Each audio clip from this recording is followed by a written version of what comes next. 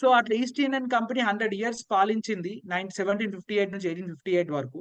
అప్పుడు first independence struggle start అయింది అన్నట్టు 1857లో ఫస్ట్ ఇండిపెండెన్స్ స్ట్రగుల్ అంటారు. సో దాని తర్వాత ఈ స్ట్రగుల్ ని చూసినాక బ్రిటిష్ ఏమనుకుందంటే ఈ కంపెనీ రూల్ వద్దు మనకి, ఈ కంపెనీని తీసేసి మన ఇక్కడ నుంచి బ్రిటిష్ ఇంగ్లాండ్ నుంచే ఇండియాని పాలిద్దామని చెప్పేసి బ్రిటిష్ రాజ్ ని ఎస్టాబ్లిష్ చేయడం జరిగింది. అది 1858 నుంచి 1947 దాకా కొనసాగింది. సో దాదాపు 200 ఏళ్ళు ఫస్ట్ ఏమో కంపెనీ రూల్, దాని తర్వాత బ్రిటిష్ రాజ్ మనల్ని పాలించింది. ఇది చాలా మందికి అందరికి తెలుసు. సో అందరికి మరొక గుర్తు చేయాలని చెప్పడం జరుగుతుంది. సో ఈ 200 years ఆఫ్ రూలింగ్ లో మనకి ఏంటంటే ఫస్ట్ మనం ఏంటి కింగ్డమ్స్ వాళ్ళ చేతిలో కింగ్ రాజుల చేతిలో ఉంటుండే మన ప్రజలందరూ. వాళ్ళ రాజులు కొందరు మంచి రాజులు ఉంటుండే, కొందరు స్లేవ్స్ గా బానిసలాగా ట్రీట్ చేసే రాజులు కూడా ఉంటుండే, పలు రకాలుగా రాజులుగా ఉండే మొనార్కీ కింగ్డమ్స్ ఉంటుండే అప్పుడు. దాని తర్వాత బ్రిటిష్ రూల్ వచ్చింది, కొలోనియల్ రూల్ స్టార్ట్ అయింది. సో కొలోనైజేషన్ లో కూడా ఈ కొలోనియల్ సిస్టమ్ లో కూడా బ్రిటిష్ వాళ్ళు మనని స్లేవ్స్ లాగానే ట్రీట్ చేయడం కూడా చూసాం మనం. సో దాని తర్వాత ఏమైంది, మన ఇండియన్స్ లో చాలా మంది బ్రిటిష్ వాళ్ళతో కూడా కలిసి పనిచేశారు, వాళ్ళకున్న సివిల్ సర్వీసెస్ లో కూడా పాల్గొన్నారు. అంటే వాళ్ళకు కూడా అడ్మినిస్ట్రేటివ్ బ్యూరోక్రసీ కూడా ఉంటుండే, అక్కడ కూడా మన ఇండియన్స్ పాల్గొన్నారు. ఈవెన్ సోల్జర్స్ లో కూడా ఇండియన్స్ ఉంటుండే. కానీ ఈ 200 years చూసిన రూల్ తర్వాత చాలా మంది ఇండియన్స్ ఏం భావించారంటే మనల్ని ఎప్పుడు స్లేవ్స్ గానే ట్రీట్ చేస్తున్నారు, మనకు సొంతంగా మనం పాలించుకునే అధికారం మనకి దొరకడం లేదని చెప్పేసి చాలా మంది ఎడ్యుకేటెడ్ పీపుల్, ఇంకా ఇట్లా మనకు గవర్నెన్స్ రావాలి మన చేతిలోకి అని అనుకునే వాళ్ళందరూ ఒకటై ఈ సెల్ఫ్ రూల్ అంటే స్వయం పాలన గురించి పోరాటం స్టార్ట్ చేశారు. సో దాన్నే ఇండిపెండెన్స్ స్ట్రగుల్ కూడా అంటారు అన్నట్టు. సో ఆ ఇండిపెండెన్స్ స్ట్రగుల్ దాదాపు 1857 ఫస్ట్ ఇండిపెండెన్స్ స్ట్రగుల్ నుంచి 1947 దాకా కొనసాగింది. ఒక 100 ఏళ్ళు కొనసాగింది. ఆ 100 ఏళ్లలో డిఫరెంట్ జనరేషన్స్ పోరాడిండ్రు. దాని తర్వాత మనకి ఇండిపెండెన్స్ వచ్చింది. సో ఈ విధంగా స్టార్ట్ అయిన మన స్ట్రగుల్ ఇప్పుడు మనం చూసుకుంటే ఏంటంటే బ్రిటిష్ వాళ్ళు వచ్చాక మన దగ్గర కింగ్డమ్స్ కూడా ఉంటుండే, రాజులు కూడా పాలించే ప్రాంతాలు ఉంటుండే మన దేశంలో, అలానే బ్రిటిష్ పాలించే ప్రాంతాలు కూడా ఉంటుండే. ఇక్కడ మనం ఈ మ్యాప్ చూసుకుంటే ఎల్లో కలర్ ఉంది ఏంటంటే బ్రిటిష్ వాళ్ళు పాలించిన ప్రాంతాలు, సెంట్రల్ ప్రావిన్స్ అని, ఇక్కడున్న Madras presidency, Bombay presidency, Bengal presidency, ఈ ఎల్లో కలర్లు ఉన్నాయని బ్రిటిష్ వాళ్ళు ఆక్యుపై చేసుకొని అక్కడికి వచ్చి ఆక్యుపై చేసుకొని సెటిల్ అయినాక వాళ్ళు రూల్ చేశారు 200 ఏళ్ళు. ఈ పింక్ కలర్లు ఉన్నాయి ఏంటంటే ప్రిన్స్లీ స్టేట్స్, మీరు వింటూ ఉంటారు కదా రాజులు కూడా పాలించే వాళ్ళు అని చెప్పేసి, ఆ రాజులు పాలించిన ప్రాంతాలు ఈ పింక్ కలర్లు ఉన్నాయి అన్నట్టు. సో ఈ విధంగా 1947 దాకా కొన్ని బ్రిటిష్ వాళ్ళ చేతుల్లో ఉండే ప్లేసెస్ ఉన్నాయి, అలానే రాజులు పాలించే ప్రాంతాలు కూడా ఉన్నాయి, ప్రిన్స్లీ స్టేట్స్. ఈ ప్రిన్స్లీ స్టేట్స్ కూడా ఏంటంటే మళ్ళీ బ్రిటిష్ వాళ్ళతో అనుసంధానంగా ఉండి పాలించే వాళ్ళు అన్నట్టు. ఇప్పుడు హైదరాబాదే మనం చూసుకుంటే ఇక్కడ కూడా బ్రిటిష్ వాళ్ళు నిజాంకి సపోర్ట్ చేసి, బ్రిటిష్ వాళ్ళు నిజాంకి మిలిటరీ యొక్క సపోర్ట్ ఇస్తుండే అన్నట్టు. అందుకే ఇక్కడ హైదరాబాద్ లో సికింద్రాబాద్ కంటోన్మెంట్ ఏరియాలలో అక్కడ మిలిటరీ వాళ్ళ కంటోన్మెంట్స్ పెట్టడం జరిగింది. అవన్నీ ఇండిపెండెన్స్ రాకముందు ఎస్టాబ్లిష్ చేయడం జరిగింది. సో అట్లా మిలిటరీ సపోర్ట్ బ్రిటిష్ వాళ్ళు ఈ ప్రిన్స్లీ స్టేట్స్ కి ఇస్తుండే. సో ఈ విధంగా మన దేశం అనేది 1947 దాకా కింగ్డమ్స్ చేతుల్లో, కొన్ని కింగ్స్ చేతుల్లో ఉంటుండే, ఇంకా బ్రిటిష్ చేతుల్లో ఉంటుండే. కానీ ఈ కింగ్స్ కూడా మేజర్ గా చూసుకుంటే మళ్ళీ మన బ్రిటిష్ వాళ్ళ చేతుల్లోనే ఉంటుండే అన్నట్టు. సో ఇప్పుడు మనం ఒక వీడియో చూద్దాము. ఈ వీడియో చూస్తే మీకు అర్థమైంది అప్పుడున్న కాంటెక్స్ట్ ఏంది, ఒక ఇండిపెండెన్స్ రాకముందు ఉండే కాంటెక్స్ట్ ఏందో మీకు అర్థమవుతుంది. అంటే ఇండియన్స్ ఎలాంటి స్ట్రగుల్ ఫేస్ చేస్తుండే అప్పుడు అనేది మీకు ఈ వీడియో నేను చూపిస్తా, క్లియర్ గా అర్థమైతే. ఒక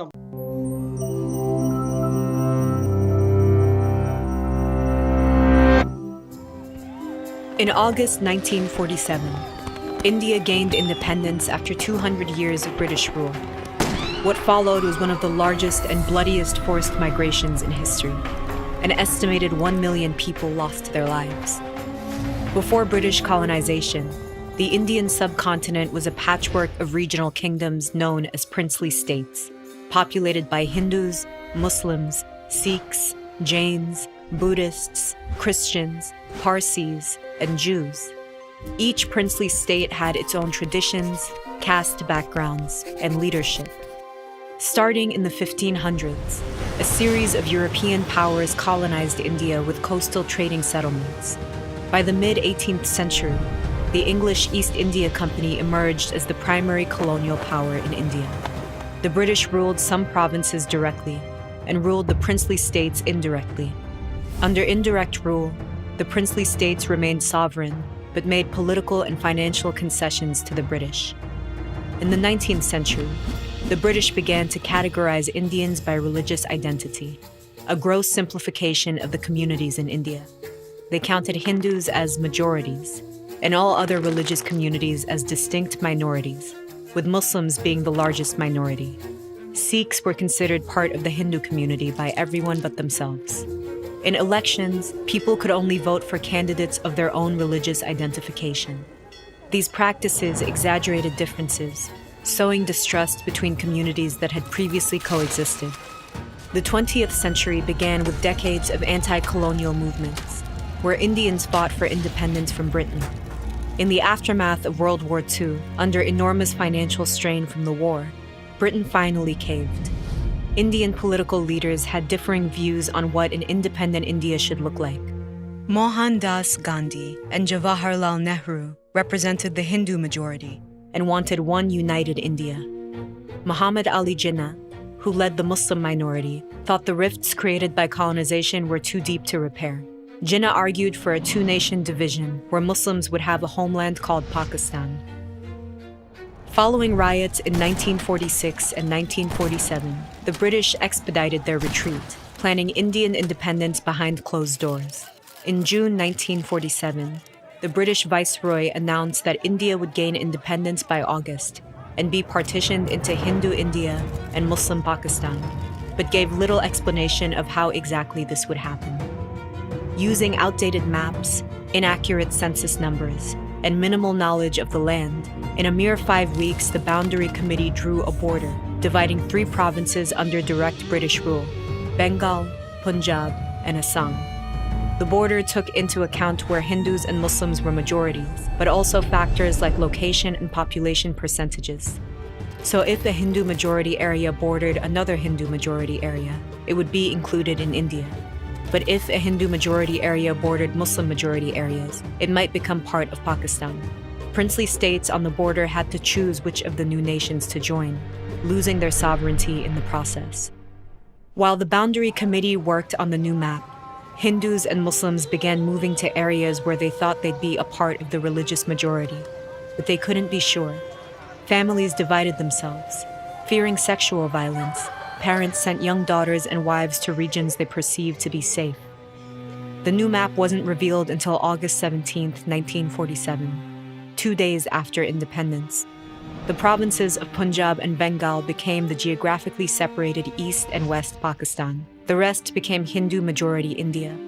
In a period of 2 years, millions of Hindus and Sikhs living in Pakistan left for India, while Muslims living in India fled villages where their families had lived for centuries. The cities of Lahore, Delhi, Calcutta, Dhaka, and Karachi emptied of old residents and filled with refugees. In the power vacuum British forces left behind, radicalized militias and local groups massacred migrants.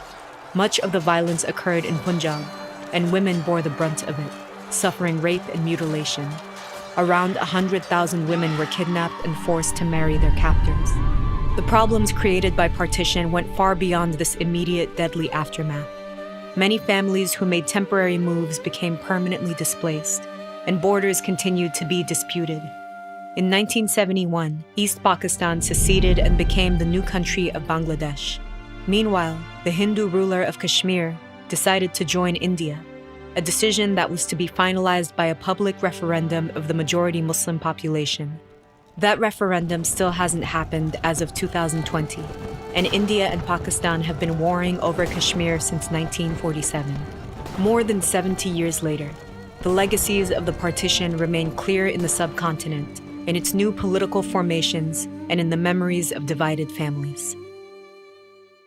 When we read over accounts of the past, the perspectives of young people have often been left out, but it is vital that these experiences are shared and amplified. Educators, help your students tell their own stories at ed.ted.com/studenttalks. So ఇప్పుడు మీరు చూసే ఉంటారు.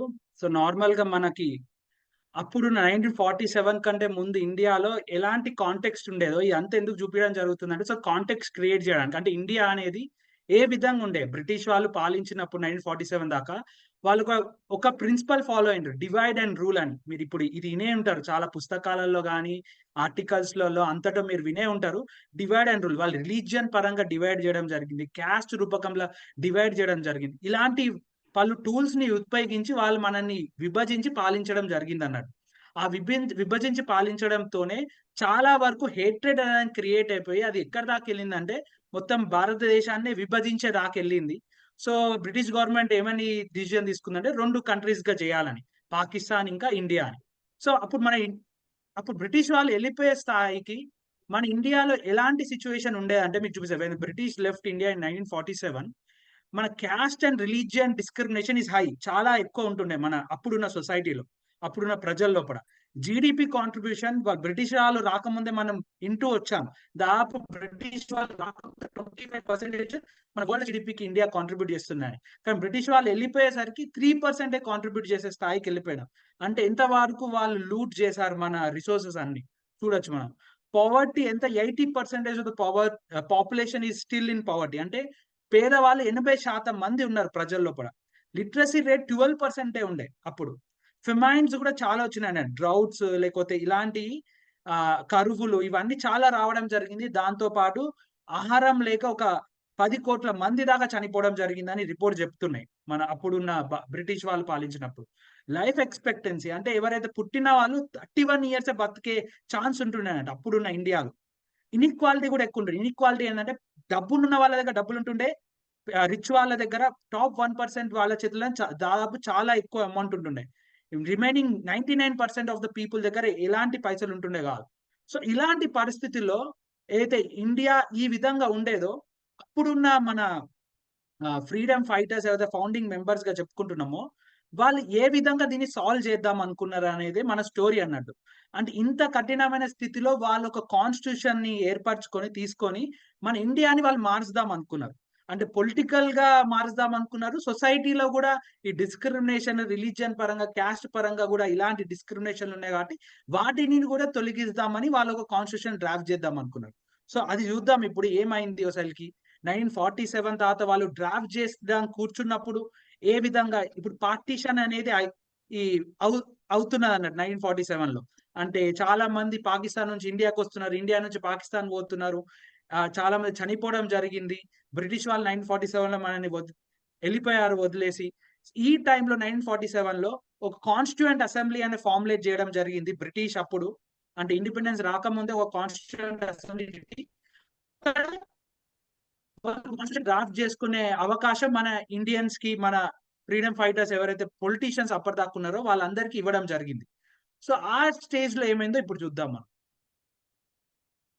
So, అప్పుడున్న వాళ్ళు ఏ విధంగా అనుకున్నారంటే, మనము to solve this great Indian problem అంటే ఇన్ని రకాలుగా సోషల్, ఎకనామిక్, పొలిటికల్ ప్రాబ్లమ్స్ ఏవైతే ఉన్నాయో ఇండియాలో బిఫోర్ 1947 ఇవన్నీ సాల్వ్ చేయాలంటే మనం కాన్స్టిట్యూషనల్ డెమోక్రసీ కావాలనుకున్నారు. సో, ఇక్కడ మనకి చాలా మంది ఒక కన్‌ఫ్యూజన్ ఉంటది. అసలు డెమోక్రసీ అంటే ఏంది? కాన్స్టిట్యూషనల్ డెమోక్రసీ ఏంది? కొత్త వర్డ్ మళ్ళీ.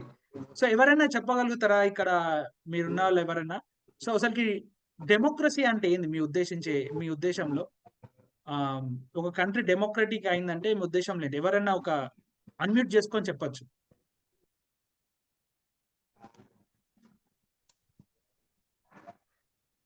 సిద్ధార్థ్, రాహుల్ ఎవరైనా తేజ మీరెవరైనా చెప్పొచ్చు అసలు డెమోక్రసీ అంటే ఏంటి? వివో 1804 ఎవరో అన్‌మ్యూట్ చేసుకున్నారు. చెప్తారా మీరు? యాహ్! సిద్ధార్థ్ చెప్పు. ఈరోజు కొత్తగా వచ్చిన వాళ్ళు మాట్లాడని. ఓకే. నువ్వు స్టార్ట్ చేయి. వేరే వాళ్ళు మాట్లాడతారు. అందరూ మాట్లాడడానికి Uh, ముందుకు రాకపోవచ్చు గదా! యాహ్! ప్రవీణ్ చెప్పు. yes, Anna, democracy is elected government by the people and rights provided by the people, and there is an independent judiciary system and election system. So some Okay. basic human rights. These are some qualities of the democratic system. Yeah, that's it. Okay.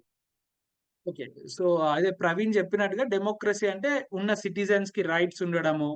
ఇంకా rights ఉండడమే గాకుండా మనము పొలిటీషియన్‌లు గూడా లీడర్స్‌ని political రిప్రజెంటేటివ్స్‌ని elect చేసుకునే right ఉండడం, vote వేసే system ఉండడం, ఇవన్నీ డెమోక్రసీ కిందికి వస్తాయి. మరి కాన్స్టిట్యూషనల్ డెమోక్రసీ అంటే ఏంటి అంటే, డెమోక్రసీ అనేది ఒక పుస్తకం లేకుండా, ఇప్పుడు గ్రీక్ వరల్డ్ లో కానీ అక్కడ కూడా ఈ ఒక పుస్తకం లేకుండా, అంటే ఒక రూల్ బుక్ లేకుండా కూడా డెమోక్రసీస్ ఉండేటివి ఉన్నాయి చాలా కంట్రీస్, రూల్ బుక్ లేకుండా కూడా. సో కాన్స్టిట్యూషనల్ డెమోక్రసీ అంటే ఏంటంటే, రూల్ బుక్ తో పాటు డెమోక్రసీని మనం ఇంప్లిమెంట్ చేయాలి అనేది మన దేశంలో. ఇప్పుడు మీరు అడగచ్చు, కాన్స్టిట్యూషన్ రచించిన దేశాలు, కాన్స్టిట్యూషన్లు ఉన్న దేశాలు కూడా ఉన్నాయి చాలా మంది. ఇప్పుడు కొరియా, నార్త్ కొరియా ఉంది ఫర్ ఎగ్జాంపుల్. నార్త్ కొరియాలో కూడా కాన్స్టిట్యూషన్ ఉంటది, కానీ అది డెమోక్రసీ కాదన్నాడు. ఎందుకంటే నార్త్ కొరియాలో డిక్టేటర్ అంటే వాళ్ళు అక్కడ ఉన్న అతను, ఎలక్షన్స్ జరిగాయి, ఫ్రీ అండ్ ఫెయిర్ ఎలక్షన్స్ ఉండయి, అక్కడ ఉన్న ప్రజలకి రైట్స్ ఉండయి, వాళ్ళు ఫ్రీగా ఏం మాట్లాడలేరు, ఎక్కడ తిరగలేరు, ఏం చేయలేరు. అక్కడ కాన్స్టిట్యూషన్ ఒక బుక్ అయితే ఉంటది వాళ్ళకి, కానీ డెమోక్రసీ కాదు. కాబట్టి డిఫరెన్స్ ఏంటంటే, నార్త్ కొరియాకి మన ఇండియాకి ఇంకా వేరే దేశాలకి డిఫరెన్స్ ఏంటంటే, మనది కాన్స్టిట్యూషనల్ డెమోక్రసీ. మన దగ్గర డెమోక్రసీ అంటే ప్రజలకి రైట్స్ ఉన్నాయి, వాళ్ళు స్వేచ్ఛగా ఎటన్నా తిరగచ్చు, ఏమన్నా మాట్లాడచ్చు. అలానే మన దగ్గర ఒక రూల్ బుక్ ఉంది, ఈ రూల్ బుక్ ఆధారంగానే అందరూ వాళ్ళు ఫాలో అవ్వాలన్నాడు.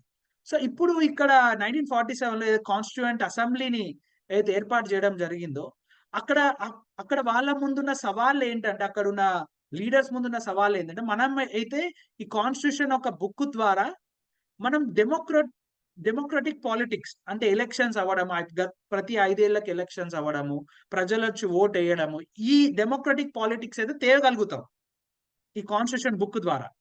కానీ డెమోక్రటిక్ పాలిటిక్స్ తెచ్చినంత మాత్రాన మన సొసైటీలో ఉండే ఏవైతే డిస్క్రిమినేషన్ కానీ, ప్రజల మైండ్ సెట్ ఏదైతే ఉందో దాన్ని మనం చేంజ్ చేయలేము. వాళ్ళకి ఇంకా పాలిటిక్స్ కూడా అవగాహన ఉండకపోవచ్చు, ఎందుకంటే లిటరసీయే లేదు. మనకి 1947 కంటే ముందు 12% లిటరసీ ఉంది. కానీ లిటరసీ లేదు, ప్రజలకు అవగాహన లేదు, సోషల్ ఇష్యూస్ గురించి తెలియదు, డిస్క్రిమినేట్ చేస్తున్నారు ప్రతి విలేజ్ లో కూడా, క్యాస్ట్ పరంగా, రిలీజియన్ పరంగా. ఇట్లాంటి సిచ్యువేషన్ లో మనం ఒక డెమోక్రటిక్ పాలిటిక్స్ మాత్రమే తేగలుగుతాం, కానీ డెమోక్రటిక్ సిటిజన్స్ ని మనం తయారు చేయలేము అని చెప్పేది వాళ్ళ ముందున్న పెద్ద ప్రశ్న ఉండేది అన్నట్టు. డెమోక్రటిక్ సిటిజన్స్ ని ఎట్లా తయారు చేయాలి? సో దాన్ని, ఈ 2 సవాళ్ళను వాళ్ళు పెట్టుకొని మైండ్ లో కాన్స్టిట్యూయెంట్ అసెంబ్లీలో ఈ కాన్స్టిట్యూషన్ ని డ్రాఫ్ట్ చేయడం జరిగింది. ఏంటంటే, మనము డెమోక్రటిక్ పాలిటిక్స్ ని తేవాలి ఇండియాలో, అంతేగాను డెమోక్రటిక్ సిటిజన్స్ ని కూడా మనం చేయాలి అనే ఉద్దేశంతో ఈ కాన్స్టిట్యూషన్ వాళ్ళు ఏర్పాటు చేశారు. సో ఇప్పుడు మనం చూద్దాం, నేను ఫౌండింగ్ మన నెక్స్ట్ ఫేజ్ కి వెళ్తున్నాం. ఏంటంటే, ఇప్పుడు ఫౌండింగ్ ఒకసారి ఈ కాన్స్టిట్యూషన్ ని డ్రాఫ్ట్ చేయడానికి 1946 నుంచి 1949 దాకా 3 years కష్టపడ్డారు అన్నట్టు కాన్స్టిట్యూయెంట్ అసెంబ్లీలో. సో దీని గురించి నేను ఒక వీడియో చూపిస్తాం మళ్ళీ, అసలు ఏమైంది అప్పుడు అనే దాని గురించి. We the people, having solemnly resolved to constitute India, battled the British for over a century on the streets and in the courts and assemblies to realize our collective desire for freedom from colonial authoritarian rule. This found an early voice in 1895 with the Swaraj Bill, which demanded a dominion state with equality for all and freedom of speech. In 1928, Motilal Nehru's report went further to call for self-governance and minority rights. However, both demands fell on deaf ears. So on 26th January 1930, the Indian National Congress declared Purna Swaraj, or complete independence, discarding the demand for dominion status. A year later, at its Karachi session in 1931, the INC demanded comprehensive social and economic rights. Sensing imminent change, M.N. Roy proposed a constitution drafted by a Constituent Assembly of Indians, by Indians and for Indians. The INC embraced this view, and after years of relentless negotiations with the British, a Constituent Assembly was created in 1946. Nearly 300 members, representing all shades of political opinion, diverse religions, ethnicity, and from all over India, met in the plenary assembly and subcommittees across 3 years to draft India's constitution. They made deliberate and radical constitutional choices to first, transition India from a colonial authoritarian state to a constitutional democratic republic with adult franchise and representative legislatures and independent courts to maintain the rule of law. Second, to transform a traditional society built on caste hierarchy and patriarchy into a modern egalitarian society based on every individual's dignity and fraternal relations between them all. Third, usher in a multi-religious secular democracy by assuring individual freedom of religion and keeping the state away from organized religion. And lastly, to restructure a feudal economy based on concentrated or inherited wealth and large landholdings by distributing land and other economic resources and ensuring social and economic welfare. Finally, this new Constitution Republic was born on 26th January 1950. 7 decades later, our Constitutional Republic needs you to be a constitution defender, to preserve, protect, and realize the progressive constitutional dream to build a new India.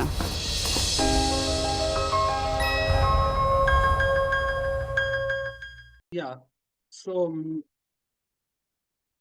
ఇప్పుడు చూసినట్టు ఆ వీడియోలో కూడా మీకు చెప్పడం జరిగింది. So constitution draft చేయడానికి 2 వాళ్ళ ఎజెండాస్ తోని వాళ్ళు ముందుకెళ్ళింది. డెమోక్రటిక్ పాలిటిక్స్ తేవాలి, అంతేకాకుండా డెమోక్రటిక్ సిటిజన్స్ ని కూడా తయారు చేయాలనే ఉద్దేశంతోనే కాన్స్టిట్యూషన్ ని డ్రాఫ్ట్ చేయడానికి వాళ్ళు కూర్చున్నారు 1946 లో కాన్స్టిట్యూంట్ అసెంబ్లీలో. ఈ కాన్స్టిట్యూంట్ అసెంబ్లీ పెట్టక ముందు కూడా మన సెల్ఫ్ గవర్నెన్స్, సెల్ఫ్ రూల్ గురించి ఏదో పోరాటం స్టార్ట్ అయిందో 1857 నుంచి 1947 దాకా 100 ఏళ్ళు నడిచింది మన ఇండిపెండెన్స్ స్ట్రగుల్. ఆ ఇండిపెండెన్స్ స్ట్రగుల్ నడిచినంత కాలం కూడా చాలా మంది డిఫరెంట్ వర్షన్స్ ఆఫ్ కాన్స్టిట్యూషన్స్ ని డ్రాఫ్ట్ చేసి ప్రజల ముందట పెట్టడం జరిగింది. దాంట్లో MN Roy is a important figure in our freedom struggle. అతను కూడా ఒక కాన్స్టిట్యూషన్ డ్రాఫ్ట్ చేశాడు 1930s లో. అలానే ఐఎన్సి, ఇండియన్ నేషనల్ కాంగ్రెస్ కూడా దాన్ని, ఆ కాన్స్టిట్యూషన్ ని వాళ్ళు కూడా అడాప్ట్ చేసుకొని దాన్ని తీసుకురావడం జరిగింది. ఇట్లా చాలా పీపుల్ అప్పుడున్న స్థాయిలో ఫ్రీడమ్ ఫైటర్స్ కానీ వీళ్ళందరూ వాళ్ళకున్న వర్షన్ లో ఇండియా ఒక కాన్స్టిట్యూషన్ ఎట్లా ఉండాలి మనకు స్వతంత్రం వచ్చినాక వాళ్ళ వర్షన్స్ పెట్టడం జరిగింది ప్రజల ముందట. సో ఈ అన్ని వర్షన్స్ ని కలుపుకొని ఈ కాన్స్టిట్యూంట్ అసెంబ్లీ 1946 లో పెట్టడం జరిగింది. 1946 లో మీకు చూస్తే ఇక్కడ picture, this was the old picture of the constituent assembly. అక్కడ ఎక్కడి నుంచి రిప్రజెంటేషన్ ఉండే అంటే దాదాపు ఇండియన్ నేషనల్ కాంగ్రెస్ నుంచి 208 పీపుల్ ఉంటుండే. అంటే డిఫరెంట్ స్టేట్స్ ఉన్నాయి కదా అప్పుడు ఇండియాలో కూడా. మద్రాస్ ప్రెసిడెన్సీ అని, ముంబై ప్రెసిడెన్సీ అని, కోల్కతా ప్రెసిడెన్సీ అని, అక్కడ ఉన్న ఎలక్టెడ్ గవర్నమెంట్స్ నుంచి కూడా ఇక్కడికి రిప్రజెంటేటివ్స్ వచ్చారన్నట్టు. సో 208 సీట్స్ ఉండే. ఆల్ ఇండియా ముస్లిం లీగ్ కి 73 సీట్స్ ఉండే. ఇండిపెండెన్స్ కి 15 సీట్స్ ఉండే. ప్రిన్స్లీ స్టేట్స్ అయితే కింగ్స్ పాలించిండ్రు అప్పుడు వాళ్ళకి 93 సీట్స్ ఉండే. టోటల్ 389 పీపుల్ ఈ కాన్స్టిట్యూంట్ అసెంబ్లీలో రిప్రజెంటేటివ్స్ గా వెళ్ళారన్నట్టు డ్రాఫ్ట్ చేయడానికి కాన్స్టిట్యూషన్ మనది. సో కాన్స్టిట్యూషన్ డ్రాఫ్ట్ చేస్తున్నప్పుడు అప్పుడే పార్టీషన్ అయింది కాబట్టి ఆ పార్టీషన్ ఇవన్నీ అవుతుంటే ఈ ముస్లిం లీగ్ పార్టిసిపేట్ చేయలేదు. ముస్లిం లీగ్ పార్టిసిపేట్ చేసేసరికి 73 పీపుల్ రాలేదు. సో కాబట్టి 389 పీపుల్ 73 పీపుల్ తీసేస్తే రిమైనింగ్ ఎవరైతే ఉన్నారో వాళ్ళందరూ ఈ కాన్స్టిట్యూంట్ అసెంబ్లీలో పోటీ చేశారు అన్నట్టు. అంటే పార్టిసిపేట్ చేసి ఈ కాన్స్టిట్యూషన్ డ్రాఫ్ట్ చేశారు. యా సో ఇప్పుడు మనం చూద్దాం ఈ కాన్స్టిట్యూంట్ అసెంబ్లీలో సో ఎలాంటి విధంగా వాళ్ళు చర్చలు జరుగుతుండే. యా ప్రవీణ్. యా ఇక్కడ ముస్లిం లీగ్ పార్టీ అటెండ్ కాకపోవడానికి కారణము పాకిస్తాన్ డిమాండ్ ఒప్పుకోకపోవడమా లేకపోతే వేరే రీజన్స్ ఏమైనా ఉన్నాయా? ముస్లిం లీగ్ ఏంటంటే వాళ్ళు ఫస్ట్ కంబైన్డ్ గా కాన్స్టిట్యూంట్ అసెంబ్లీ పెడదాం అనుకున్నారు అన్నట్టు. మొత్తం ఇండియా టోటల్ పాకిస్తాన్ ఇండియా మొత్తం కలిపి అప్పుడు డివిజన్ అవ్వాలని చెప్పేసి ఐడియా లేకుంటుండే బ్రిటిష్ గవర్నమెంట్ కి. అప్పుడు ఏం చేయాలి, అందరు కలిసి ఒకటే కాన్స్టిట్యూంట్ అసెంబ్లీ పెడదాం అనుకున్నారు. దాంతో పాటు మధ్యలో ఏమైందంటే ఈ ముస్లిం లీగ్ వీళ్ళు పార్టీషన్ కావాలి మొండి పట్టుతోని, మేము ఈ కాన్స్టిట్యూంట్ అసెంబ్లీకి రాము, మా సొంతంగా మేము పెట్టుకుంటాం కాన్స్టిట్యూంట్ అసెంబ్లీ అని చెప్పేసి దీన్ని బైకాట్ చేసిండ్రు అన్నమాట. సో వాళ్ళు సొంతంగా కాన్స్టిట్యూంట్ అసెంబ్లీ పెట్టుకోవడం జరిగింది. వాళ్ళు కూడా సపరేట్ గా వాళ్ళకి పార్టీషన్ అయిపోయినాక వాళ్ళు కూడా కాన్స్టిట్యూంట్ అసెంబ్లీ పెట్టుకొని పాకిస్తాన్ ఒక కాన్స్టిట్యూషన్ డ్రాఫ్ట్ చేసుకున్నారు. మనదేమో 3 సంవత్సరాల కాన్స్టిట్యూషన్ అయిపోతే 1946 నుంచి 1949 వరకు, వాళ్ళది 8 సంవత్సరాలు పట్టింది 1947 తర్వాత. సో ఆ విధంగా వాళ్ళు బైకాట్ చేసిండ్రు అన్నట్టు, ఎందుకు రాలేదు. సో ఇప్పుడు చూస్తే the making of the India's constitution first meeting 1946 లో పెట్టడం జరిగింది. First meeting of the constituent assembly. అంటే ఇండిపెండెన్స్ రాకముందే కాన్స్టిట్యూంట్ అసెంబ్లీని ఫార్ములేట్ చేశారు. సో దాని తర్వాత డాక్టర్ రాజేంద్ర ప్రసాద్ గారిని ఫస్ట్ ప్రెసిడెంట్ గా తీసుకున్నారు. సో సిరీస్ ఆఫ్ సెషన్స్ అయినాయి 3 years లో. సో ఫస్ట్ కాన్స్టిట్యూంట్ అసెంబ్లీలో ఏంటంటే బిఎన్ రావు అని ఒకరుండే అడ్వైజర్ గా బిఎన్ రావు గారు ఫస్ట్ డ్రాఫ్ట్ ఆఫ్ కాన్స్టిట్యూషన్ ని కాన్స్టిట్యూంట్ అసెంబ్లీలో పెట్టడం జరిగింది. BN Rao is a very highly influential person ఆ టైంలో. ఆయన చాలా కంట్రీస్ కి అడ్వైజర్ గా ఉండే అన్నట్టు కాన్స్టిట్యూషన్ ని డ్రాఫ్ట్ చేయడంలో. అలానే మన ఇండియాకి కూడా కాన్స్టిట్యూంట్ అసెంబ్లీ పెట్టగానే బిఎన్ రావుని అడ్వైజర్ గా పెట్టుకొని ఫస్ట్ డ్రాఫ్ట్ ని ఆయన డ్రాఫ్ట్ చేయమన్నారు. ఫస్ట్ డ్రాఫ్ట్ చేసినాక దాని మీద చాలా ఈ 3 ఏళ్ళు చర్చలు జరిపి చాలా సిరీస్ ఆఫ్ అమెండ్మెంట్స్ చేశారు అన్నట్టు. ఒక 2000 అమెండ్మెంట్స్ చేసి ఆ ఫస్ట్ డ్రాఫ్ట్ పైన దాంతో ఫైనల్ డ్రాఫ్ట్ ని వీళ్ళు అడాప్ట్ చేసుకున్నారు 1950లో. సో ఈ డ్రాఫ్టింగ్ కమిటీ ఒక చైర్మన్ మన డాక్టర్ బిఆర్ అంబేద్కర్ గారు ఉంటుండే. ఈ మన బిఎన్ రావు గారు అడ్వైజర్ ఆఫ్ దిస్ డ్రాఫ్టింగ్ కమిటీకి ఉంటుండే అన్నట్టు. సో మొత్తం టోటల్ బాధ్యత అంబేద్కర్ గారు ఇంకా చాలా మంది కలిసి ఈ ఫస్ట్ డ్రాఫ్ట్ లో ఉన్న చేంజెస్ అన్ని చేశారు. ఆ చేంజెస్ అన్ని మళ్ళీ కాన్స్టిట్యూంట్ అసెంబ్లీలో అప్రూవల్ తీసుకున్నారు. అట్లా సిరీస్ ఆఫ్ సెషన్స్ అయినాయి ఈ 3 years లో. ఆ సిరీస్ ఆఫ్ సెషన్స్ అయినాక 1950లో మనం అడాప్ట్ చేసుకున్నాం. సో 1947 తర్వాత ఏమైందంటే ఈ కాన్స్టిట్యూంట్ అసెంబ్లీ పార్లమెంట్ లాగా కూడా వ్యవహరించింది అన్నట్టు. ఇక్కడ కూడా గ్రూప్ ఆఫ్ మినిస్టర్స్ ఉంటుండే, అందరు ఉంటుండే ఇండిపెండెన్స్ వచ్చినాక. అంటే మన ఫస్ట్ ఎలక్షన్స్ అయ్యేంత వరకు 1951లో ఫస్ట్ ఎలక్షన్స్ అయినాయి. ఆ ఫస్ట్ ఎలక్షన్స్ అయ్యేంత వరకు ఈ కాన్స్టిట్యూంట్ అసెంబ్లీయే మన పార్లమెంట్ లాగా వ్యవహరించింది. అక్కడ మన డాక్టర్ రాజేంద్ర ప్రసాద్ గారు ఫస్ట్ ప్రెసిడెంట్ గా ఉండే. సో ఇంట్రీమ్ ప్రైమ్ మినిస్టర్ గా జవహర్లాల్ నెహ్రూ గారు ఉంటున్నారు. So this was the 3 years duration what head happen. So ఈ 3 years డ్యూరేషన్ లో అసలు ఎలాంటి నిర్ణయాలు తీసుకున్నారు అంటే మన కంట్రీ ఏ విధంగా ఉండాలని వాళ్ళు ఏ నిర్ణయాలు తీసుకున్నారో మనం ఇప్పుడు చూద్దాము. సో కాన్స్టిట్యూషన్ ఫైనల్ డ్రాఫ్ట్ వచ్చినాక మీకు ఈ నిర్ణయాలు ఏంటి ఇవన్నీ నేను చూపిస్తాను.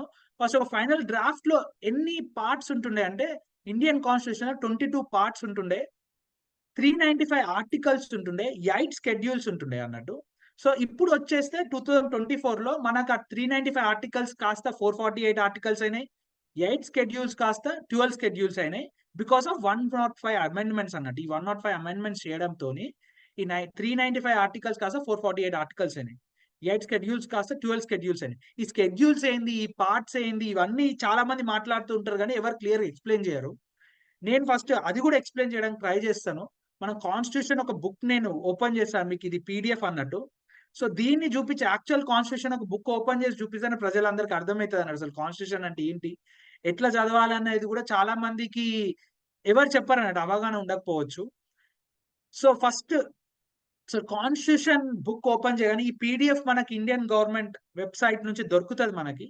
సో పార్ట్స్ అంటే ఏంటంటే ఈ 22 parts ఏదైతే చెప్పానో ప్రతి బుక్ లో చాప్టర్స్ ఉంటాయి కదా. ఏదో ఒక బుక్ లో మీకు టెక్స్ట్ బుక్ లో చూసుకుంటే ఒక చాప్టర్స్ అనేది ఉంటాయి. ఆ చాప్టర్స్ నే ఇక్కడ part 1, part 2, part 3 అని 22 parts గా చేయడం జరిగింది. అంటే 22 chapters అన్నట్టు. ఈ టెక్స్ట్ బుక్ లో ఈ కాన్స్టిట్యూషన్ ఒక టెక్స్ట్ బుక్ లో 22 chapters అంటే 22 parts. ఆ పార్ట్స్ లో ఈచ్ పార్ట్ కి డిఫరెంట్ థీమ్ ఉంటది. ఇప్పుడు ఫస్ట్ పార్ట్ ఉంది యూనియన్ అండ్ ఇట్స్ టెరిటరీ అని ఉంది, సెకండ్ పార్ట్ కి సిటిజన్షిప్ అని ఉన్నది. ఈ the union and its territory కింద వాటికి సంబంధించిన ఆర్టికల్స్ ఉంటాయి, సిటిజన్షిప్ కింద వాటికి సంబంధించిన ఆర్టికల్స్ ఉంటాయి. ఇట్లా మనం చూసుకుంటే దాదాపు మన మొత్తం కాన్స్టిట్యూషన్ లో 395 ఆర్టికల్స్ ఉంటాయి, 395 ఆర్టికల్స్. సో మీరు ఇప్పుడు నేను కిందికి వెళ్ళి చూపిస్తాను, 395 ఆర్టికల్స్ ఉంటాయి అన్నట్టు, 395 ఆర్టికల్స్ ఉంటాయి.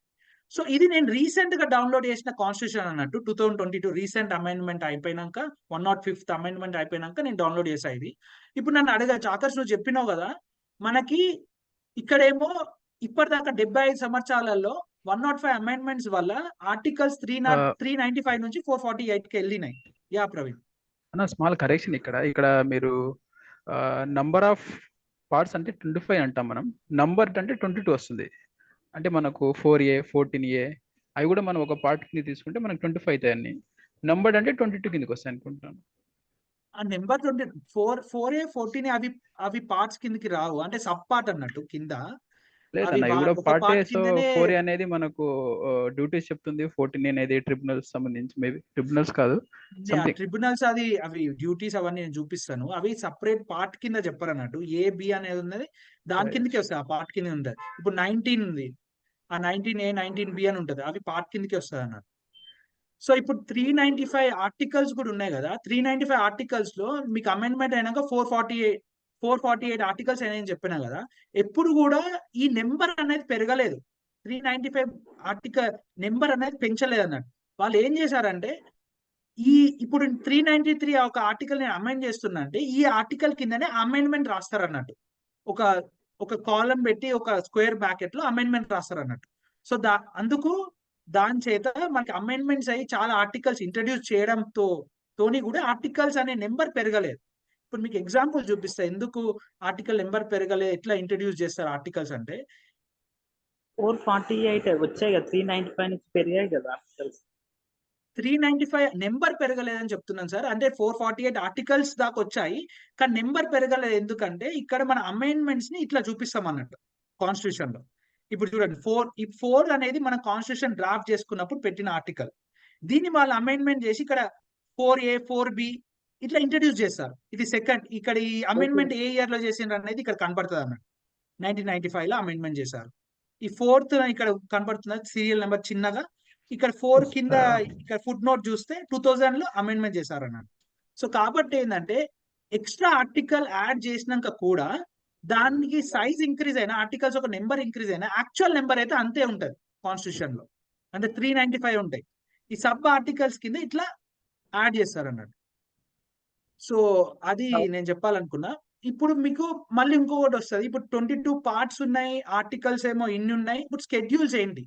ఇప్పుడు స్కెడ్యూల్స్ ఏంటంటే ఇప్పుడు మనం ఏ టెక్స్ట్ బుక్ చూసుకున్నా చాప్టర్స్ ఉంటాయి. చాప్టర్స్ ఉన్నాక కొన్ని గ్లాసరీ అని ఉంటది కదా లాస్ట్ కి, అంటే వర్డ్స్ ఒక మీనింగ్స్ ఉంటాయి. మీనింగ్స్ అంటే ప్రతిసారి మన బుక్ లో వాడినంత సేపు, అంటే ప్రతి చాప్టర్ లో ఈ వర్డ్ వాడుతున్న పర్టికులర్ వర్డ్ ఉంది, సెక్యులరిజం అనే వర్డ్ ఉంది.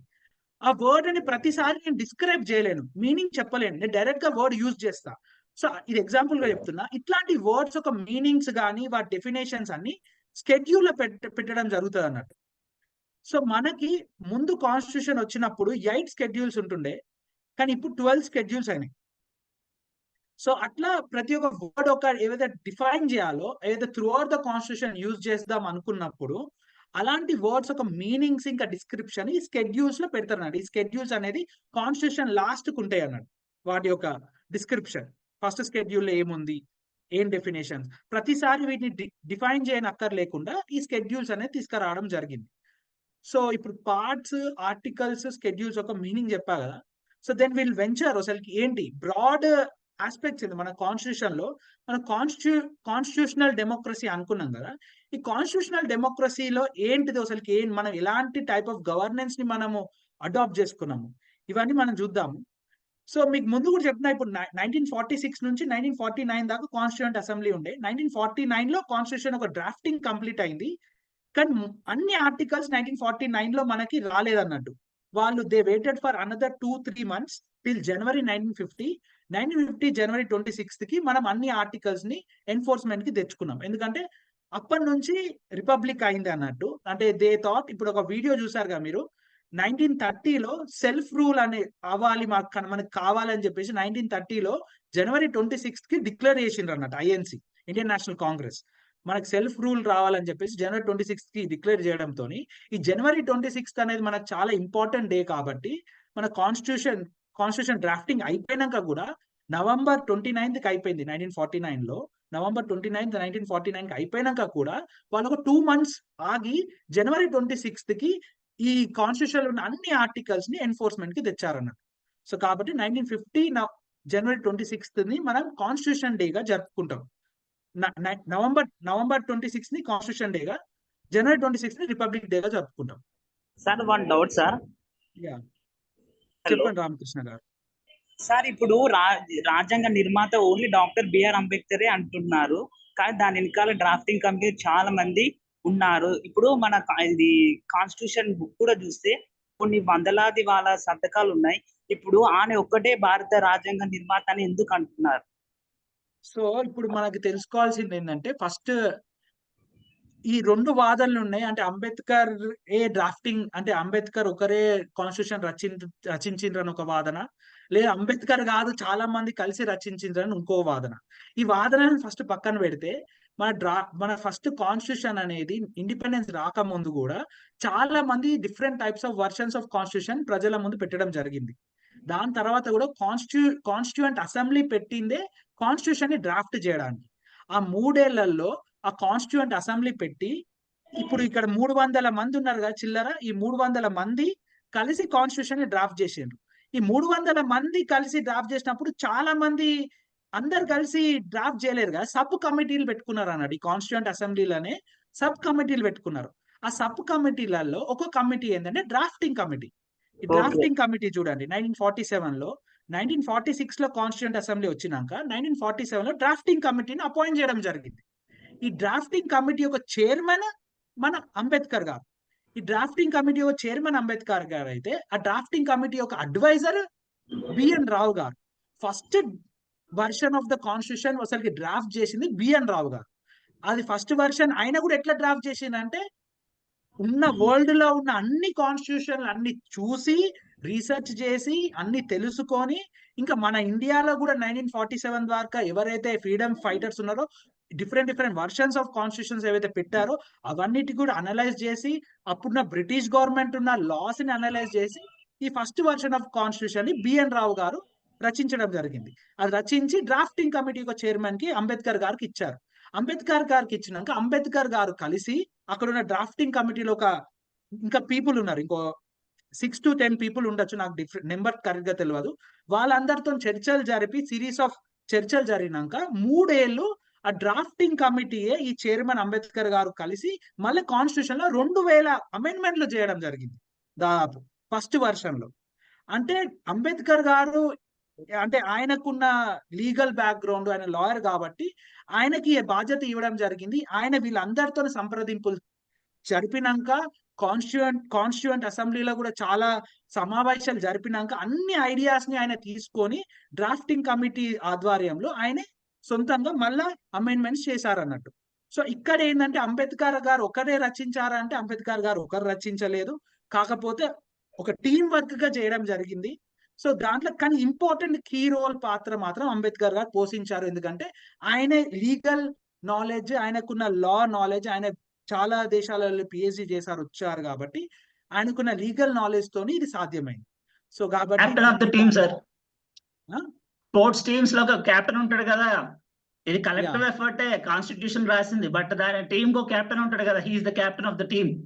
సో ఇప్పుడు క్రికెట్ టీం కలిసినప్పుడు మనం ఇండియా టీం కోహ్లీ కలిసిన కోహ్లీకి కంగ్రాచులేషన్ చెప్తాం కదా అందరం. ఆర్సీపీ గెలవలేదంటే కోహ్లీ గెలవలేదు అనుకుంటున్నారు కదా. ఇండియన్ కాన్స్టిట్యూషన్ చాలా దేశాల కాన్స్టిట్యూషన్స్ ని స్టడీ చేసి రాశారు. మీకు ఆస్ట్రేలియా, కెనడా, యుఎస్, యూకే అన్ని, జపాన్ అన్ని కలుపుకొని వస్తే దాంట్లో అన్ని ఒక్కొక్క దాని నుంచి ఒక్కొక్కటి మీకు కనబడుతుంటాయి. మనం అది చూద్దాము. థ్యాంక్స్ సిద్ధార్థ్. ఎంకరేజ్ చేస్తున్నారు, మన కింద స్థాయి ఉన్న వాళ్ళ ప్లేయర్స్ ని ఏమనట్లేదు, వాళ్ళని కూడా ముందుకు తీసుకురావాలి, వాళ్ళు కూడా పాల్గొన్నారు. ఈయన ఒక్కనే నొక్కి చెప్పడం ఏంటి, అది కాదు, అది తప్పు కదా. మనం దాని గురించి మాట్లాడట్లేదు అన్న రామకృష్ణ గారు. మనం will get in to the topic. నేను మీకు ఎక్స్ప్లెనేషన్ చాలా ఎలాబొరేట్ గా ఇచ్చాను ఎందుకు కదా అయిందో. సో మీరు ఆలోచించండి. అంటే ఇప్పుడు క్రికెట్ ఒక ఎగ్జాంపుల్ చెప్పినా కదా, దాన్ని ఉద్దేశించుకొని మీరు ఆలోచించండి ఎందుకు అట్లా అవుతుందో. సో ఇప్పుడు నేను మీకు చూపిస్తాను మన కాన్స్టిట్యూషన్ గురించి, మీకు ఈ స్కెడ్యూల్స్ ఏంటి ఇవన్నీ ఎక్స్ప్లెయిన్ చేయడం జరిగింది కదా. ఇప్పుడు మనం కాన్స్టిట్యూషన్ లోపలికి వెళ్దాము. అసలు కాన్స్టిట్యూషన్ లో ఏముంది? కాన్స్టిట్యూషన్ ఫస్ట్ బుక్ లో ఇంట్రొడక్షన్ చూసుకుంటే, ఏ బుక్ కైనా ఒక ప్రిఫేస్ అనేది ఉంటది, అంటే ఇంట్రొడక్టరీ నోట్ అనేది. ఆ ఇంట్రొడక్షన్ లో మొత్తం సమ్మరీ ఆఫ్ ద బుక్ ఉంటది. అంటే ఆ బుక్ లో మీరు ఏం నేర్చుకోగలుగుతుండ్రు, ఏం తెలుసుకోగలుగుతుండ్రో ఆ ఇంట్రొడక్టరీ నోట్ లో అంత సమ్మరైజ్ చేసి రాయడం జరుగుతుంది. అలానే ఈ ప్రియాంబుల్ లో కూడా మన ఇండియన్ కాన్స్టిట్యూషన్ 395 ఆర్టికల్స్ లో ఎలాంటి విలువలు ఉన్నాయి, ఎలాంటి వాల్యూస్ ఉన్నాయో అవన్నీ సమ్మరైజ్ చేసి ఈ ప్రియాంబుల్ లో పెట్టడం జరిగింది. సో ఈ ప్రియాంబుల్ ని కాన్స్టిట్యూషన్ డ్రాఫ్ట్ చేసినాక దీని ప్రియాంబుల్ ని కూడా డ్రాఫ్ట్ చేయడం జరిగింది అన్నట్టు మన కాన్స్టిట్యూంట్ అసెంబ్లీలో. సో కాబట్టి ప్రియాంబుల్ లో మనం ఈచ్ పాయింట్ మనం డైసెక్ట్ చేసి చూద్దాం అసలుకి. సో దీంతో మన కాన్స్టిట్యూషన్ రియల్ గా ఏంటిదో తెలుసుకోవడానికి సాధ్యమవుతుంది. సో ఫస్ట్ మనం చూస్తే, we the people of India having solemnly resolve to constitute India into a sovereign, socialist, secular, democratic republic and to secure to all its citizens justice, social, economic, political, liberty of thought, expression, belief, faith, worship, equality of status and of opportunity, and to promote among them all fraternity, assuring the dignity of individual and the unity and integrity of nation. Our Constituent Assembly this 26th day of November 1949 do hereby adopt, enact and give to ourselves this Constitution. మీకు ఇంతకుముందు చెప్పాగా 1949లో ఇది మనం adapt చేయడం జరిగింది, కానీ 1950s జనవరి 26 నుంచి enforcement కి రావడం జరిగింది. సో దీంట్లో మీకు ఇక తెలుగులో కూడా రాసా నేను, అంటే ఇంగ్లీష్ లో చాలా అన్ని బుక్స్ లో ఇంగ్లీష్ లోనే ఉంటది, తెలుగులో ఉండాలనే ఒకటి కూడా. సో బేసిక్ ఇక్కడ చూసుకున్నా మనం ఈచ్ పాయింట్ మనం డిస్కస్ చేయొచ్చు. సో ఇప్పుడు ఇండియా ఏంటి, సోవరిన్ అంటున్నాం, సోషలిస్ట్ అంటున్నాం, సెక్యులర్ అంటున్నాం, డెమోక్రటిక్ అంటున్నాం, రిపబ్లిక్ అంటున్నాం. ఇన్ని వర్డ్స్ చాలా మంది చెప్తూ ఉంటారు కానీ వాటిని ఎక్స్ప్లెయిన్ చేయరు క్లియర్గా ఏంటని. సో మీ ఉద్దేశంలో ఎవరైనా చెప్పగలుగుతారు నాకు సోవరిన్ అంటే ఏంటిది అసలుకి? ఇక్కడ సోవరిన్ అంటే ఏంటో మీరు అంటే నేను చెప్తాను, చెప్పండి. రాజేష్ గారా ఎవరు చెప్తుంది? I can explain all these words అన్న. సో ఫస్ట్ సోవరిన్ గురించి చెప్పండి మీరు, 1-2 సెంటెన్స్ లో చెప్పండి సోవరిన్ అంటే ఏంటి. అంటే ఒక ప్రభుత్వం ఉండే పవర్ ఇంటర్నల్ గానీ ఎక్స్టర్నల్ గానీ ఎవరి బెదిరింపులు లేకుండా ఇండిపెండెంట్ గా డెసిషన్ తీసుకునే విధానాన్ని మన సావరిన్ పవర్ ఆ దేశానికి ఉండడం, ఆ ప్రభుత్వం ఉండడం అని చెప్పేసి మనం అనుకుంటాం. ఓకే, సో సోవరిన్ అంటే ఇక్కడ సార్వభౌమాధికారం అంటే ఒక దేశం ఇంటర్నల్ గా ఎక్స్టర్నల్ గా ఎవరి ఒత్తిడి లేకుండా ఇండిపెండెంట్ గా డెసిషన్ తీసుకునే విధానం. అంటే before independence we have taken by the under British rule, so now we have independent, we have the sovereign power. So sovereign అంటే మన ప్రవీణ్ చెప్పినట్టుగా నేను కూడా ఎక్స్ప్లెయిన్ చేస్తాను. సోవరిన్ అంటే ఏంటంటే ఇప్పుడు మన సెల్ఫ్ రూల్ గురించి, సెల్ఫ్ గవర్నెన్స్ గురించి ఇంత పోరాడినాం కదా, ఆ పోరాడినాక మనకు ఫ్రీడమ్ వచ్చింది 1947 లో. ఇప్పుడు ఏంటి సోవరిన్ అంటే ఏంటంటే మనకు వేరే ఎవరు ఒక అంటే వేరే ఫారెన్ కంట్రీస్ వాళ్ళ పెత్తనం కానీ ఎవరి పెత్తనం మన దేశం మీద ఉండద్దు, వాళ్ళు చెప్పినట్టు మనం డిసిషన్స్ తీసుకోవద్దు, మన సొంతంగా మన దేశాన్ని మనమే రూల్ చేసుకోవాలి, గవర్న్ చేసుకోవాలని చెప్పేది సోవరిన్ అంటారు అన్నట్టు. అంటే ఎవరితోని రిలేషన్ లేకుండా ఇండిపెండెంట్ గా ఉండాలని చెప్పేది సోవరిన్. సో ఇప్పుడు సోషలిస్ట్ అంటే ఏంటి? సోషలిస్ట్ అంటే ఎవరైనా చెప్పగలుగుతారు సోషలిస్ట్ అంటే ఏంటి అసలు? సోషలిస్ట్ అంటే మీలో ఎవరైనా ఉన్నారా సోషలిస్ట్ అంటే ఎక్స్ప్లెయిన్ చేయడానికి? Okay, I can ask the answer. So okay Praveen చెప్పు, సోషలిస్ట్ అంటే ఏమనుకుంటున్నాను? నా ఒపీనియన్ లో socialist the government is ruled by the అంటే ప్రభుత్వం అనేది గుత్తాధిపత్యం, అంటే ప్రభుత్వ హ్యాండ్ ఓవర్ లో ఎకానమీ పెట్టుకోవడం కానీ, వ్యవస్థలు పెట్టుకోవడం కానీ, ప్రైవేటైజెస్ కి తక్కువ ఛాన్సెస్ ఉండడం. Like Russia is the socialist country, all control by the government, production కానీ లేకపోతే marketing everything is under control by the government. So that is the meaning of the socialist. So basically socialist అంటే ఇక్కడ సామ్యవాదం అని రాసుకున్నాం కదా, సామ్యవాదాన్ని. So socialist అంటే ఏంటంటే basically మన గవర్నమెంట్ చేతుల్లోనే బిజినెస్లు కానీ అన్ని రకాలుగా ఫంక్షన్స్ గవర్నమెంట్ చేతుల్లోనే ఉండడము.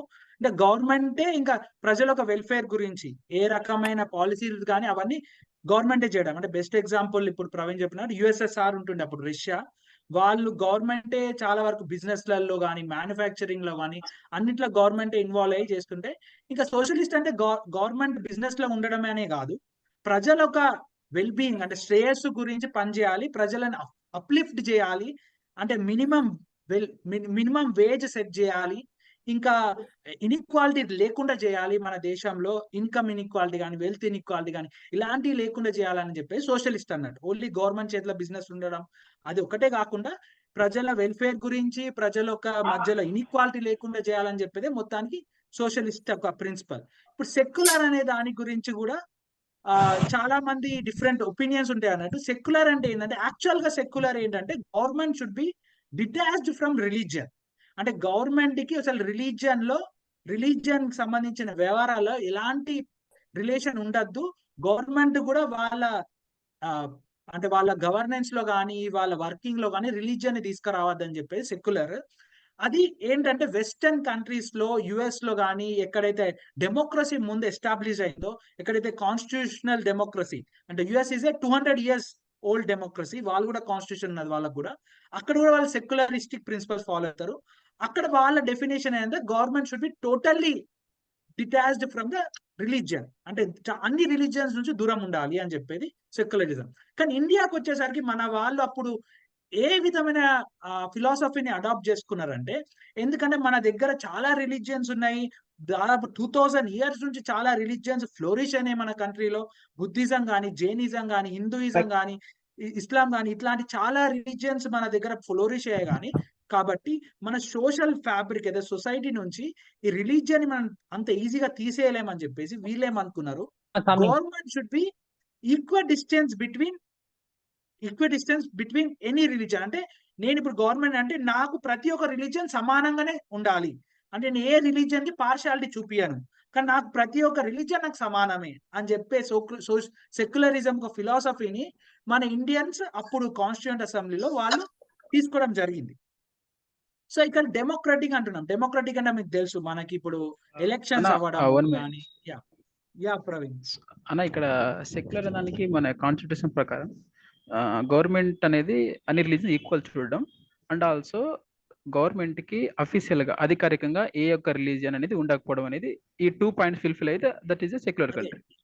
ఇప్పుడు సెక్యులరిజం అంటే ఇప్పుడు నేను ఇంతకుముందు చెప్పినప్పుడు కూడా పార్టీషన్ అయినప్పుడు మన బ్రిటిష్ వాళ్ళు ఏమనుకున్నారంటే ముస్లిమ్స్ కు ఒక కంట్రీ ఇద్దాము, అది పాకిస్తాన్ అని వాళ్ళు అనుకుని డివైడ్ చేసిండ్రు. అట్లా ఇండియా అంటే హిందూస్ మెజారిటీ హిందూస్ కు ఒక కంట్రీ ఇద్దామని అనుకున్నారు. కానీ మన కాన్స్టిట్యూయెంట్ అసెంబ్లీలో ఉన్న మొత్తం మన ఫ్రీడమ్ ఫైటర్స్ అందరు కలిసి ఎలాంటి రకంగా మన ఇండియా ఉండాలని ఆలోచించారు, సెక్యులర్ కంట్రీ ఉండాలన్నారు. అంటే ఏ రిలీజియన్ కి సంబంధం లేకుండా. ప్రవీణ్ చెప్పినట్టు పాకిస్తాన్ ఏమో రిలీజియస్ కంట్రీగా వాళ్ళు ఎస్టాబ్లిష్ అయ్యిండ్రు. మన కంట్రీ ఇండియా ఏంటంటే మనకున్న ఫిలాసఫీ గత 2000 సంవత్సరాలుగా ఒక రిలీజియన్ లేకపోతుండే మన దేశంలో, మన భారతదేశంలో. కాబట్టి ఏ రిలీజియన్ తో సంబంధం లేని ఒక దేశాన్ని మనం నిలబెట్టాలి, అలాంటి కాన్స్టిట్యూషన్ మనకు ఉండాలని చెప్పేసి సెక్యులర్ స్టేట్, అంటే సెక్యులర్ అంటే ఏ రిలీజియన్ కి సంబంధం ఉండదు, కానీ మనకున్న రిలీజియన్స్ తోని కూడా మనము అందరిని ఈక్వల్ గా ట్రీట్ చేస్తామనే ప్రవీణ్ చెప్పినట్టు ఈ 2 పద్ధతులను మనం తీసుకొని మనం ముందుకు వెళ్దాం అన్నట్టు. ఇప్పుడు డెమోక్రటిక్ అంటే ఫ్రీ అండ్ ఫెయిర్ ఎలక్షన్స్ అవ్వడము, ఫ్రీడమ్ ఆఫ్ ఎక్స్ప్రెషన్, స్పీచ్ ఇవన్నీ ఉండడము, ఇవన్నీ డెమోక్రటిక్ కిందికి వస్తాయి. ఇప్పుడు రిపబ్లిక్ అనే దాని గురించి ఒకటి చాలా మందికి ఒక కన్ఫ్యూజన్ ఉంటుంది. ఇప్పుడు సోవరిన్ అంటే ఏంటిది? ఇండిపెండెంట్ గా మనమే రూల్ చేసుకోవడం, ఎవరి ప్రమేయం లేకుండా. మరి రిపబ్లిక్ అంటే ఏంటి? January 26 రిపబ్లిక్ డే జరుపుకుంటున్నాం. ఇండిపెండెన్స్ డే మనకు ఆల్రెడీ ఉంది. ఇంతకుముందే మీకు చెప్పిన 1930లో January 26 కి మన సెల్ఫ్ రూల్ కావాలని మనం డిక్లేర్ చేసినాం. కాబట్టి January 26 ని రిపబ్లిక్ డే గా జరుపుకుంటున్నాం. మరి రిపబ్లిక్ డే అంటే ఏంటి అసలుకి?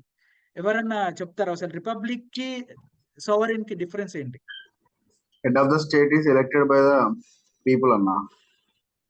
యా రాజేష్ గారు ఏమంటున్నా? Head of the state is elected by the people. Yeah so Rajesh గారు కరెక్ట్ గా చెప్పిన, అంటే head of the state. Yeah చెప్పు ప్రవీణ్. అన్న చెప్పింది right. The head of the state elected by the people and also that is a particular period of time. ఒక నిర్జిత 5 సంవత్సరాలు 10 సంవత్సరాల టైం ఉండాలి. అలా కాకుండా లాంగ్ టైం అనేది అది ఒక ఏమంటారు డిక్టేటర్ లాకుండా కాబట్టి టైం అనేది ఉంటుంది. సో ఇప్పుడు రాజేష్ చెప్పినట్టుగా ప్రవీణ్ కూడా చెప్పినట్టుగా రిపబ్లిక్ కి సోవరెన్ కి డిఫరెన్స్. సోవరెన్ అంటే మన వాళ్ళు మనల్ని పాలించుకోవాలి, అది ఓకే, సోవరెన్ దాకా అయిపోయింది. అంటే మన ఇండియన్సే మనల్ని పాలించాలి అని. మరి మన ఇండియన్సే మనల్ని పాలించాలి అనుకున్నప్పుడు ఆ పాలించేటోళ్ళు మొత్తము తరతరాలుగా పాలించుకుంటూ పోతే అది కాదు కదా. అందు గురించి ఆ వర్డ్ సోవరెన్ ఒకటి పెట్టుకొని రిపబ్లిక్ అని తేవడం జరిగింది. రిపబ్లిక్ ఏంటంటే హెడ్ ఆఫ్ ద స్టేట్, మన హెడ్ ఆఫ్ ద కంట్రీ ఎవరైతే ప్రెసిడెంట్, ఆ ప్రెసిడెంట్ ని మనం ఎలక్ట్ చేసుకోవాలి ప్రతి 5 years కి అని చెప్పేసి మన కాన్స్టిట్యూషన్ లో పెట్టుకోవడం జరిగింది. ఇప్పుడు యూకే ఉంది, బెస్ట్ ఎగ్జాంపుల్. యూకే ఏంటంటే అది కాన్స్టిట్యూషనల్ డెమోక్రసీ, అంటే డెమోక్రసీకి సంబంధించిన వాల్యూస్ ఉంటాయి వాళ్ళ లాస్ లో. వాళ్ళు కూడా కాన్స్టిట్యూషన్ అంటే వాళ్ళ రిటర్న్ కాన్స్టిట్యూషన్ ఉండదు, లాస్ ఉంటాయి. కానీ వాళ్ళకి అక్కడ ప్రెసిడెంట్ ఉండరు, వాళ్ళ head of the state elect చేసుకోలేరు. వాళ్ళ కింగ్స్ ఉంటారు, వాళ్ళకు రాజులు ఇంకా కొనసాగుతున్నారు అన్నట్టు అక్కడ. సో అక్కడ వాళ్ళ హెడ్ ఆఫ్ ద స్టేట్ ని వాళ్ళు ఎలక్ట్ చేసుకోలేరు, ఓన్లీ ప్రైమ్ మినిస్టర్ ని ఎలక్ట్ చేసుకోగలుగుతారు. కానీ మనం ఇక్కడ ప్రెసిడెంట్ ని కూడా ఎలక్ట్ చేసుకోగలుగుతాం. మనం ఎమ్మెల్యేస్ ఎంపీస్ ని ఎలక్ట్ చేసుకున్నాక ఎమ్మెల్యే ఎంపీస్ వెళ్ళి ప్రెసిడెంట్ ని ఎలక్ట్ చేస్తారు అన్నట్టు. సో ఇక రిపబ్లిక్ కి సోవరెన్ కి ఉన్న డిఫరెన్స్ ఇది అన్నట్టు. UK is not a republic, but India is a republic. మన దగ్గర ఎవరైనా ప్రెసిడెంట్ అవ్వచ్చు, నార్మల్ మనిషి ఎవరైనా ప్రెసిడెంట్ అవ్వచ్చు, కానీ యూకేలో అక్కడ అది రిపబ్లిక్ కాదు. Constitutional monarchy. అది కాన్స్టిట్యూషనల్ మోనార్కీ అంటారు, మన కాన్స్టిట్యూషనల్ డెమోక్రసీ అంటారు. థ్యాంక్స్ ప్రవీణ్. ఇప్పుడు మనం ఈ అన్ని వర్డ్స్ ఒక డిఫరెన్స్ తెలుసుకున్నాం కదా. నెక్స్ట్ మన కిందికి వెళ్దాం. ఇప్పుడు జస్టిస్ అంటే జస్టిస్ సోషల్, ఎకనామిక్, పొలిటికల్. ఇవి చాలా మందికి తెలియదు. అంటే ఇవన్నీ ఏంటంటే ఇంతకుముందు చెప్పినట్టుగా కాన్స్టిట్యూషన్ ఉన్న టోటల్ 395 అవన్నీ ఆర్టికల్స్ ఒక ఎసెన్స్, వాటి ఒక వాల్యూస్ ని ఇక్కడ పెట్టడం జరిగింది. ఇక్కడ ఎందుకు పెట్టారంటే ప్రజలందరూ ఇవి ఫాలో అవ్వాలి. నేను చెప్పిన ఇంత ముందు 2 లక్ష్యాలు ఉండే. ఒకటి డెమోక్రటిక్ పాలిటిక్స్ తేవాలి మన దేశంలో, డెమోక్రటిక్ సిటిజన్స్ ని తయారు చేయాలి. ఆ సిటిజన్స్ ని తయారు చేయాలంటే ఈ వాల్యూస్ అన్ని ఫాలో అవ్వాలన్నట్టు. ఇప్పుడు సోషల్, ఎకనామిక్, పొలిటికల్ జస్టిస్ అంటే ఏంటి? ఇప్పుడు సోషల్ జస్టిస్ అంటే ఏంటంటే బేసిక్ గా మనకు తెలుసు, సోషల్ జస్టిస్ ప్రిన్సిపల్ ఏంటంటే ఏ కులం గాని, ఏ మతం గాని, ఏ రీజియన్ గాని, తెలంగాణ, ఆంధ్ర అని ఇవే ఇంకే రీజియన్ గాని, లేకపోతే ఏ జెండర్ గాని, ఇవన్నీ రకాలుగా ఏవైతే విభేదాలు ఉన్నాయో వీటన్నిటికీ తీసుకొని ఎవరిని డిస్క్రిమినేట్ చేయొద్దు. అంటే ఏ కేటగిరీస్ పరంగా ఎవరిని డిస్క్రిమినేట్ చేయొద్దు అని చెప్పేది సోషల్ జస్టిస్. అది కులాల పరంగా కూడా డిస్క్రిమినేట్ చేయొద్దు, మతాల పరంగా కూడా డిస్క్రిమినేట్ చేయొద్దు, లేకపోతే ప్రాంతాల పరంగా కానీ, లేకపోతే నువ్వు ఈ జెండర్, నువ్వు ఉమెన్ అని చెప్పేసి, నువ్వు మెన్ అని చెప్పేసి, లేకపోతే నువ్వు LGBTQ అని చెప్పేసి, నువ్వు గే అని చెప్పేసి కూడా డిస్క్రిమినేట్ చేయొద్దు. ఈ పలు రకాలుగా డిస్క్రిమినేషన్ ఏవైతే అవుతూ ఉన్నాయి మన సమాజంలో అవి జరగద్దు అని చెప్పేసి సోషల్ జస్టిస్. సో అప్పుడున్న ఇండిపెండెన్స్ రాకముందు కూడా చాలా డిస్క్రిమినేషన్స్ మన దేశంలో ఉంటుండే. సో కాబట్టి అవి జరగద్దు అని చెప్పేసి ఇది చేర్చడం జరిగింది. ఇప్పుడు ఎకనామిక్ జస్టిస్ ఏంటంటే మన దేశంలో పూర్ణ వాళ్ళు పూర్గానే మిగిలిపోతున్నారు, రిచ్ వాళ్ళ చేతిలో ఇంకా పైసలు వాళ్ళు అనుభవిస్తున్నారు. ఇది కొనసాగద్దు. ప్రతి ఒక్కరికి లివింగ్ స్టాండర్డ్ అనేది ఉండాలి, మినిమం వేజ్ అనేది ఇవ్వాలి ప్రతి ఒక్కరికి. ఇదైతే డిఫరెన్స్ ఉన్నదో రిచ్ ఇంకా పూర్ మధ్యలో ఇది డిఫరెన్స్ తక్కువ చేయాలని చెప్పేది ఎకనామిక్ జస్టిస్. ఇక పొలిటికల్ జస్టిస్ వచ్చేసేసరికి ప్రతి ఒక్క ప్రజలు మన దేశంలో ఏవైతే నివసిస్తున్నారో ఆడవాళ్ళు కానీ, మగవాళ్ళు కానీ, డిఫరెంట్ క్లాసెస్ లో పూర్ కానీ, డిఫరెంట్ మార్జినలైజ్డ్ పీపుల్ ఏవైతే వాళ్ళ చేతుల్లో పవర్ ఇప్పటిదాకా లేదో, వాళ్ళు ఎప్పుడు కూడా గవర్నమెంట్ లకు రాలేదో, వీళ్ళందరికీ అవకాశం ఇవ్వాలి గవర్నెన్స్ లో అని చెప్పేది పొలిటికల్ జస్టిస్. సో ఈ 3 జస్టిస్లు ప్రధానంగా చేసుకొని ఈ కాన్స్టిట్యూషన్ డ్రాఫ్ట్ చేయడం జరిగింది. సోషల్, ఎకనామిక్, పొలిటికల్ జస్టిస్ అని. Liberty of thought, expression, belief and faith. ఇప్పుడు ప్రతి ఒక్కరు వాళ్ళు మాట్లాడడానికి కానీ, వాళ్ళకున్న ఒపీనియన్స్ చెప్పడానికి కానీ వాళ్ళకు స్వాతంత్రం ఉండాలి. అంతేకాకుండా వాళ్ళు ఏ రిలీజియన్ ని ఫాలో అవ్వాలన్నా, వాళ్ళు ఎవరిని వర్షిప్ చేయాలన్నా వాళ్ళ ఒక స్వతంత్రం ఉండాలని చెప్పేది లిబర్టీ అంటారు.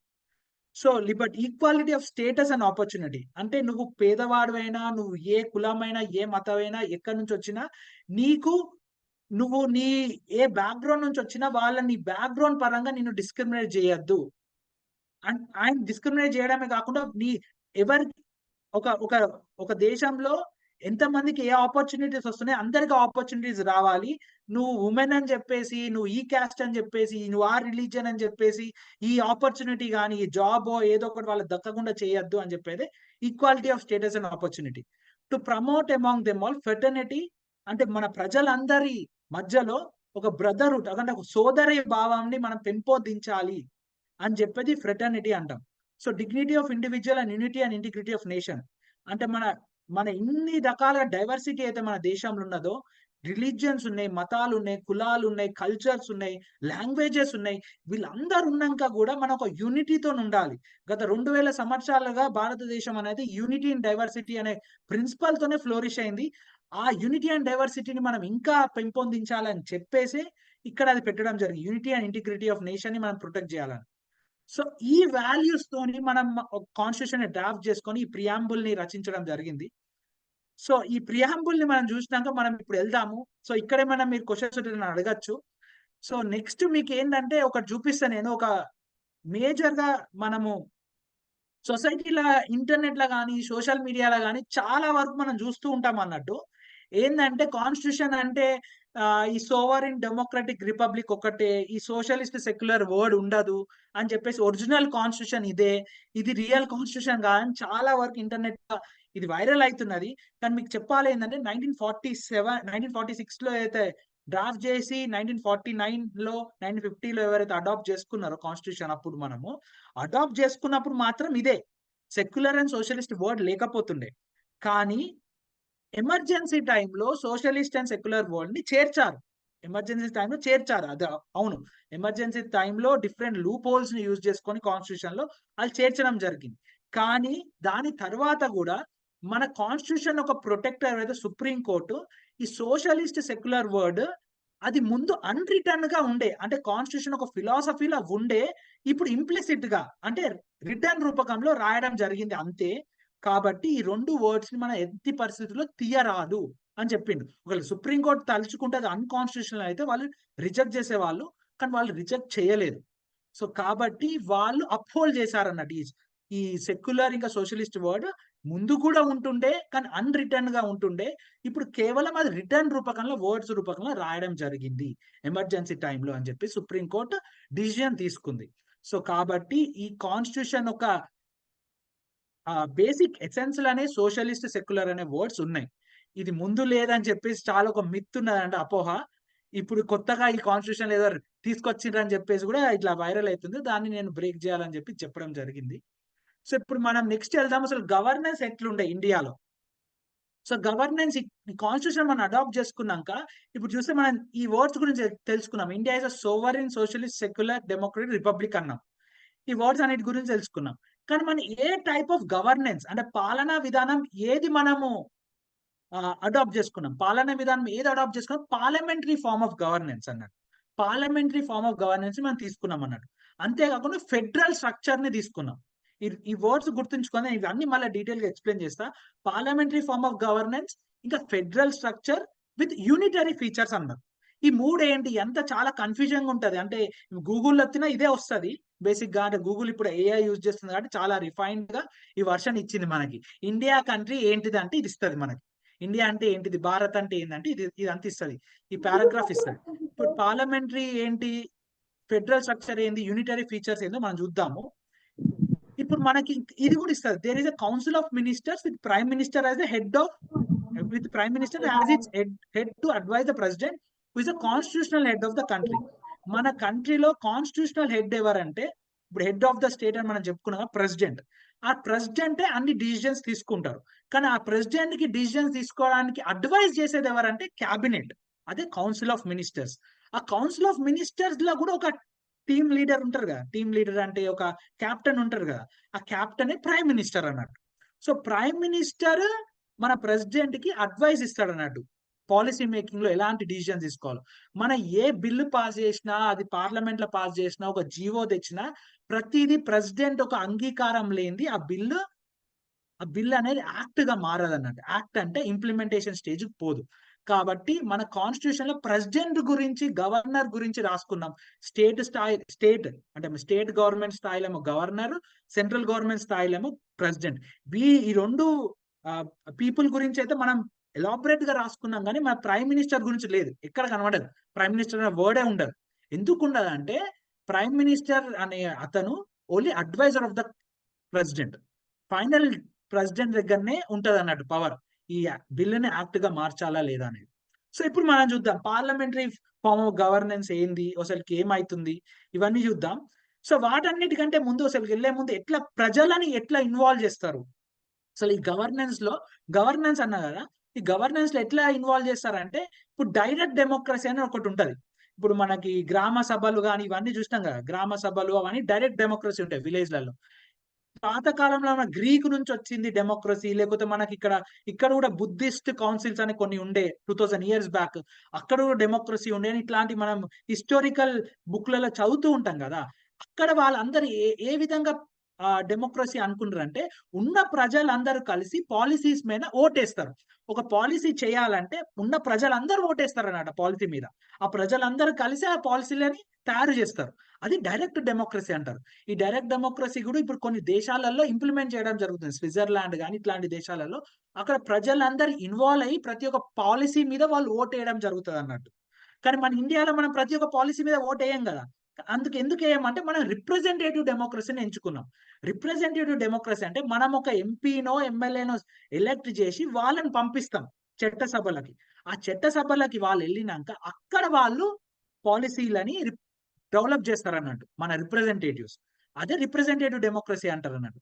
ఆ రిప్రజెంటేటివ్ డెమోక్రసీలో ఈ మళ్ళా ఏంటంటే యుఎస్ లో కూడా రిప్రజెంటేటివ్ డెమోక్రసీ అంటాం, ఇక్కడ కూడా రిప్రజెంటేటివ్ డెమోక్రసీ అంటాము. కానీ యుఎస్ లో కూడా ఏంటంటే అక్కడ ప్రెసిడెంట్ ని డైరెక్ట్ గా ఎన్నుకుంటారు, కానీ మనం ప్రెసిడెంట్ ని డైరెక్ట్ గా ఎన్నుకోం, అని డైరెక్ట్ గా ఓట్ అయ్యాం. మనం పార్లమెంటరీ సిస్టమ్ తీసుకున్నాం. ఈ పార్లమెంటరీ సిస్టమ్ ఎక్కడి నుంచి తీసుకున్నాం అంటే యూకే నుంచి తీసుకున్నాం. ఇంతకుముందు సిద్ధార్థ్ చెప్పినట్టుగా కూడా మన కాన్స్టిట్యూషన్ అనేది అన్ని కాన్స్టిట్యూషన్ ని సర్వే చేసి అన్ని గవర్నెన్స్ మోడల్స్, అప్పుడు పలు దేశాలలో ఉండే అన్ని గవర్నెన్స్ మోడల్ అన్ని రీసెర్చ్ చేసి ఎక్కడ బెస్ట్ మోడల్ ఉన్నో అవి తీసుకొని మన కంట్రీకి ఏది సూట్ అవుతుందో తెలుసుకొని వాటిని మనం ఇన్కాపరేట్ చేసుకోవడం జరిగింది అన్నట్టు. సో దాంతోనే ఈ ఇన్కాపరేషన్ లో యూకే నుంచి మనము ఈ పార్లమెంటరీ సిస్టమ్ తీసుకున్నాం. యూకేలో కూడా ఇట్లా parliament upper house lower house అని ఉంటది అన్నట్టు. అక్కడ నుంచి పార్లమెంటరీ సిస్టమ్ తీసుకొని అక్కడ ప్రైమ్ మినిస్టర్ ని డైరెక్ట్ గా ఎన్నుకుంటారు యూకేలో. ఇక్కడ కూడా మనం అట్లాంటిది తీసుకొని ప్రైమ్ మినిస్టర్ ని డైరెక్ట్ గా ఎన్నుకుంటాం. డైరెక్ట్ గా అంటే ఎంపీస్ ని మనం ఎన్నుకుంటాం, ఎంపీస్ వెళ్ళి వాళ్ళు ప్రైమ్ మినిస్టర్ ఎన్నుకుంటారు మళ్ళా. సో ప్రెసిడెంట్ ని మనం ఎన్నుకోం డైరెక్ట్ గా. సో కానీ ఏంటంటే యుఎస్ లో కూడా రిప్రజెంటేటివ్ డెమోక్రసీ, కానీ అక్కడ ప్రెసిడెంట్ ని వాళ్ళు డైరెక్ట్ గా ఎన్నుకుంటారు. సో డైరెక్ట్ డెమోక్రసీ ఏంటంటే పాలసీస్ గవర్నెన్స్ లో ఎట్లా డైరెక్ట్ గా ఓట్స్ వేస్తారో దానిపైన. యూకే లో గానీ యుఎస్ లో గానీ ఇక్కడ గానీ అన్నిట్లో రిప్రజెంటేటివ్ డెమోక్రసీస్. యా. సో ఇప్పుడు మనం నెక్స్ట్ వెళ్దాము. నెక్స్ట్ ఏంటంటే ఇప్పుడు పార్లమెంటరీ సిస్టమ్ అని చెప్పినా కదా ఇంతకుముందు, parliamentary system with unitary parliamentary form of government which is federal in structure with unitary features అన్న. ఈ 3 వర్డ్స్ ఏందో మనం తెలుసుకున్నాం. ఇంతకుముందు చెప్పిన యూకే నుంచి మనం అడాప్ట్ తీసుకున్నాం అని చెప్పినా కదా parliamentary system. Yeah 1 minute Praveen. So UK నుంచి మనం పార్లమెంటరీ సిస్టమ్ తీసుకున్నాం కదా. యూకే నుంచి పార్లమెంటరీ సిస్టమ్ ఎలా తీసుకున్నాం అంటే మనం పార్లమెంట్ లో ఇవి ఉంటాయి అన్నట్టు. Indian parliamentary system has three pillars. Legislature ఉంటది అంటే లోక్సభ, రాజ్యసభ. ఎగ్జిక్యూటివ్ బ్రాంచ్ ఉంటది, క్యాబినెట్. ఇంకోటి ప్రెసిడెంట్ ఉంటారు. సో ఇప్పుడు లెజిస్లేచర్లు ఏముంటది, లోక్సభ ఉంటది, రాజ్యసభ ఉంటది. ఇంకా ఎగ్జిక్యూటివ్ బ్రాంచ్ లో ఎవరు ఉంటారు, ప్రైమ్ మినిస్టర్ ఉంటారు, క్యాబినెట్ మినిస్టర్ ఉంటారు, ఇంకా ప్రెసిడెంట్ ఉంటారు. సో ఇప్పుడు ఏంటిది, ఈ 3 కలిపి లెజిస్లేచర్, ఎగ్జిక్యూటివ్ బ్రాంచ్, ప్రెసిడెంట్, ఇవి 3 కలిపి పార్లమెంటరీ సిస్టమ్ అంటారు అన్నట్టు. సో ఇప్పుడు ఏంటి, ఎగ్జిక్యూటివ్ బ్రాంచ్, లెజిస్లేచర్ కలిసి పాలసీలను చేస్తారు అన్నట్టు.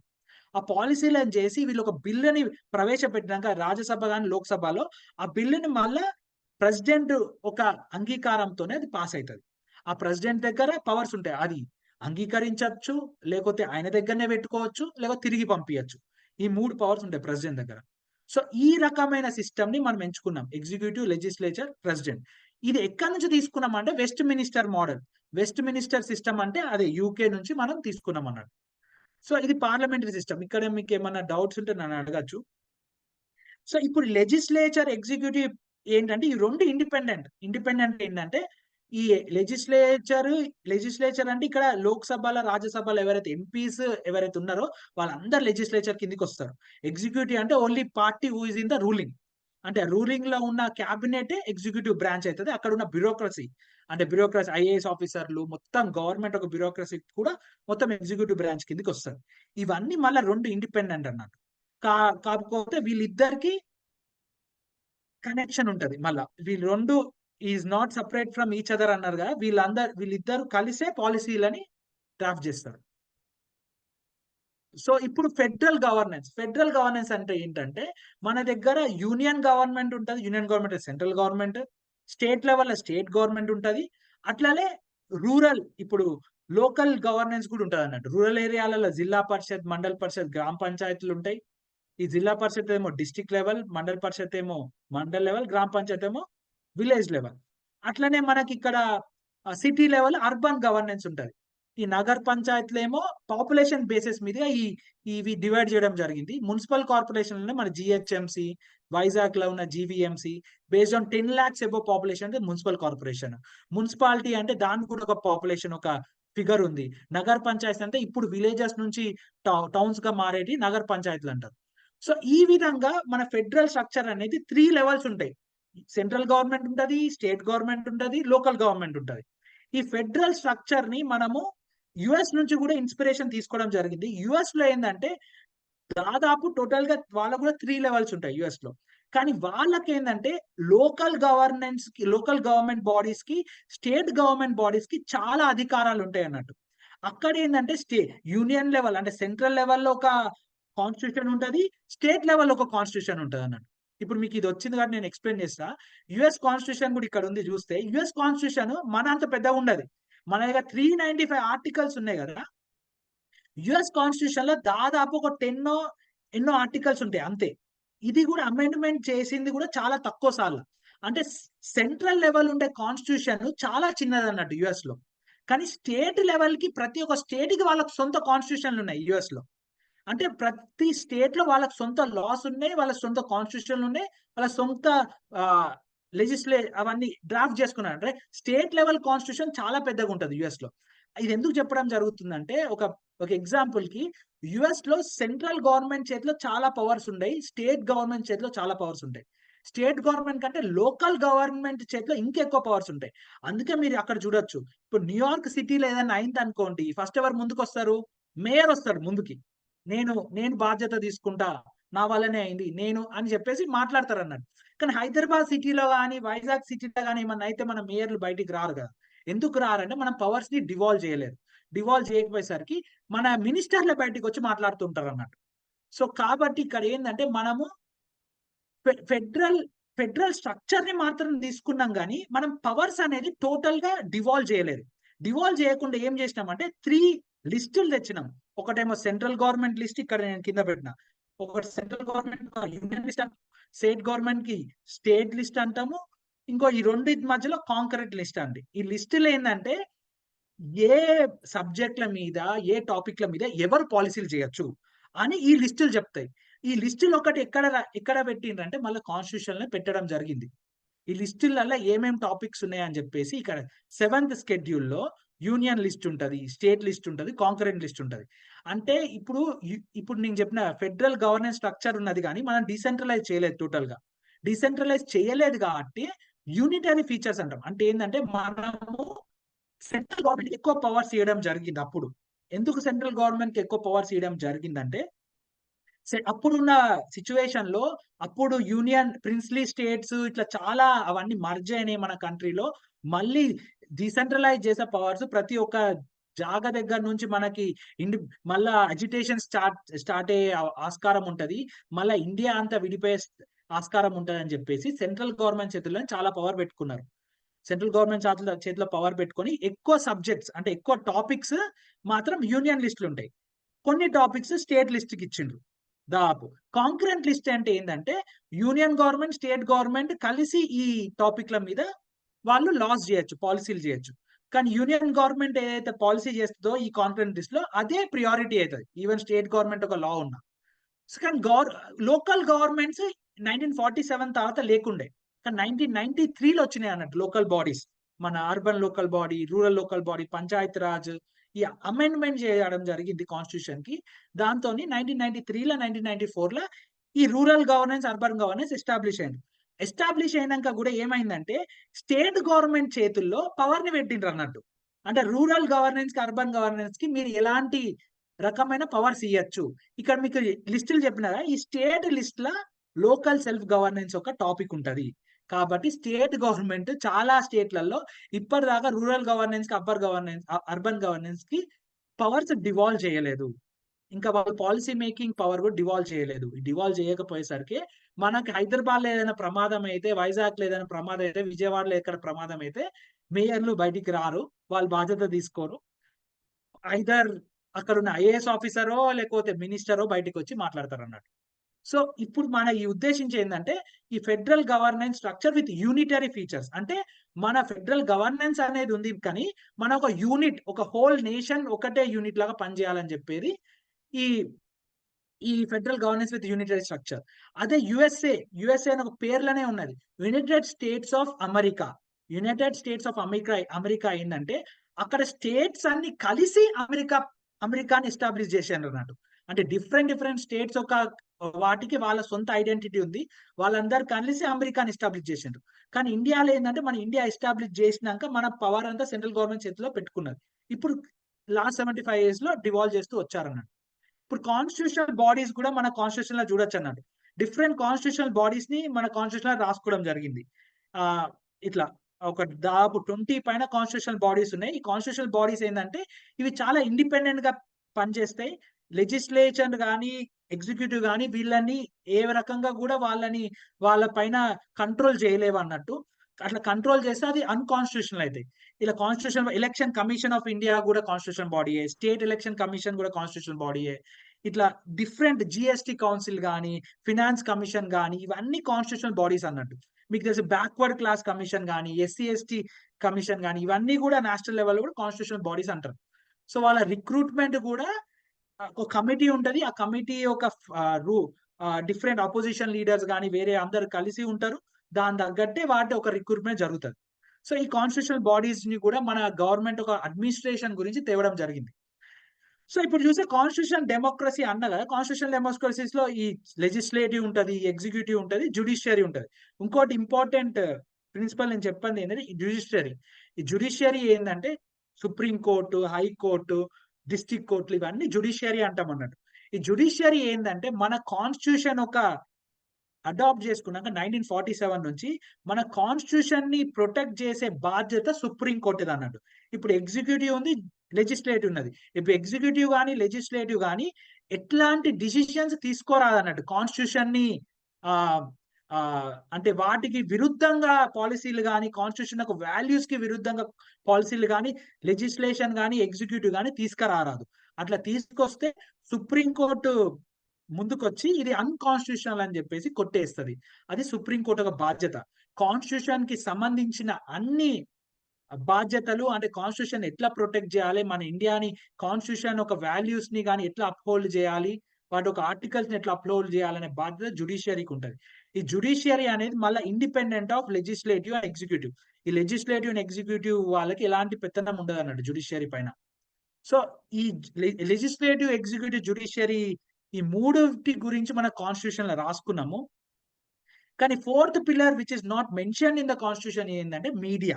సో ఈ 4 కలిస్తేనే మన కాన్స్టిట్యూషనల్ డెమోక్రసీ అవుతుంది అన్నట్టు.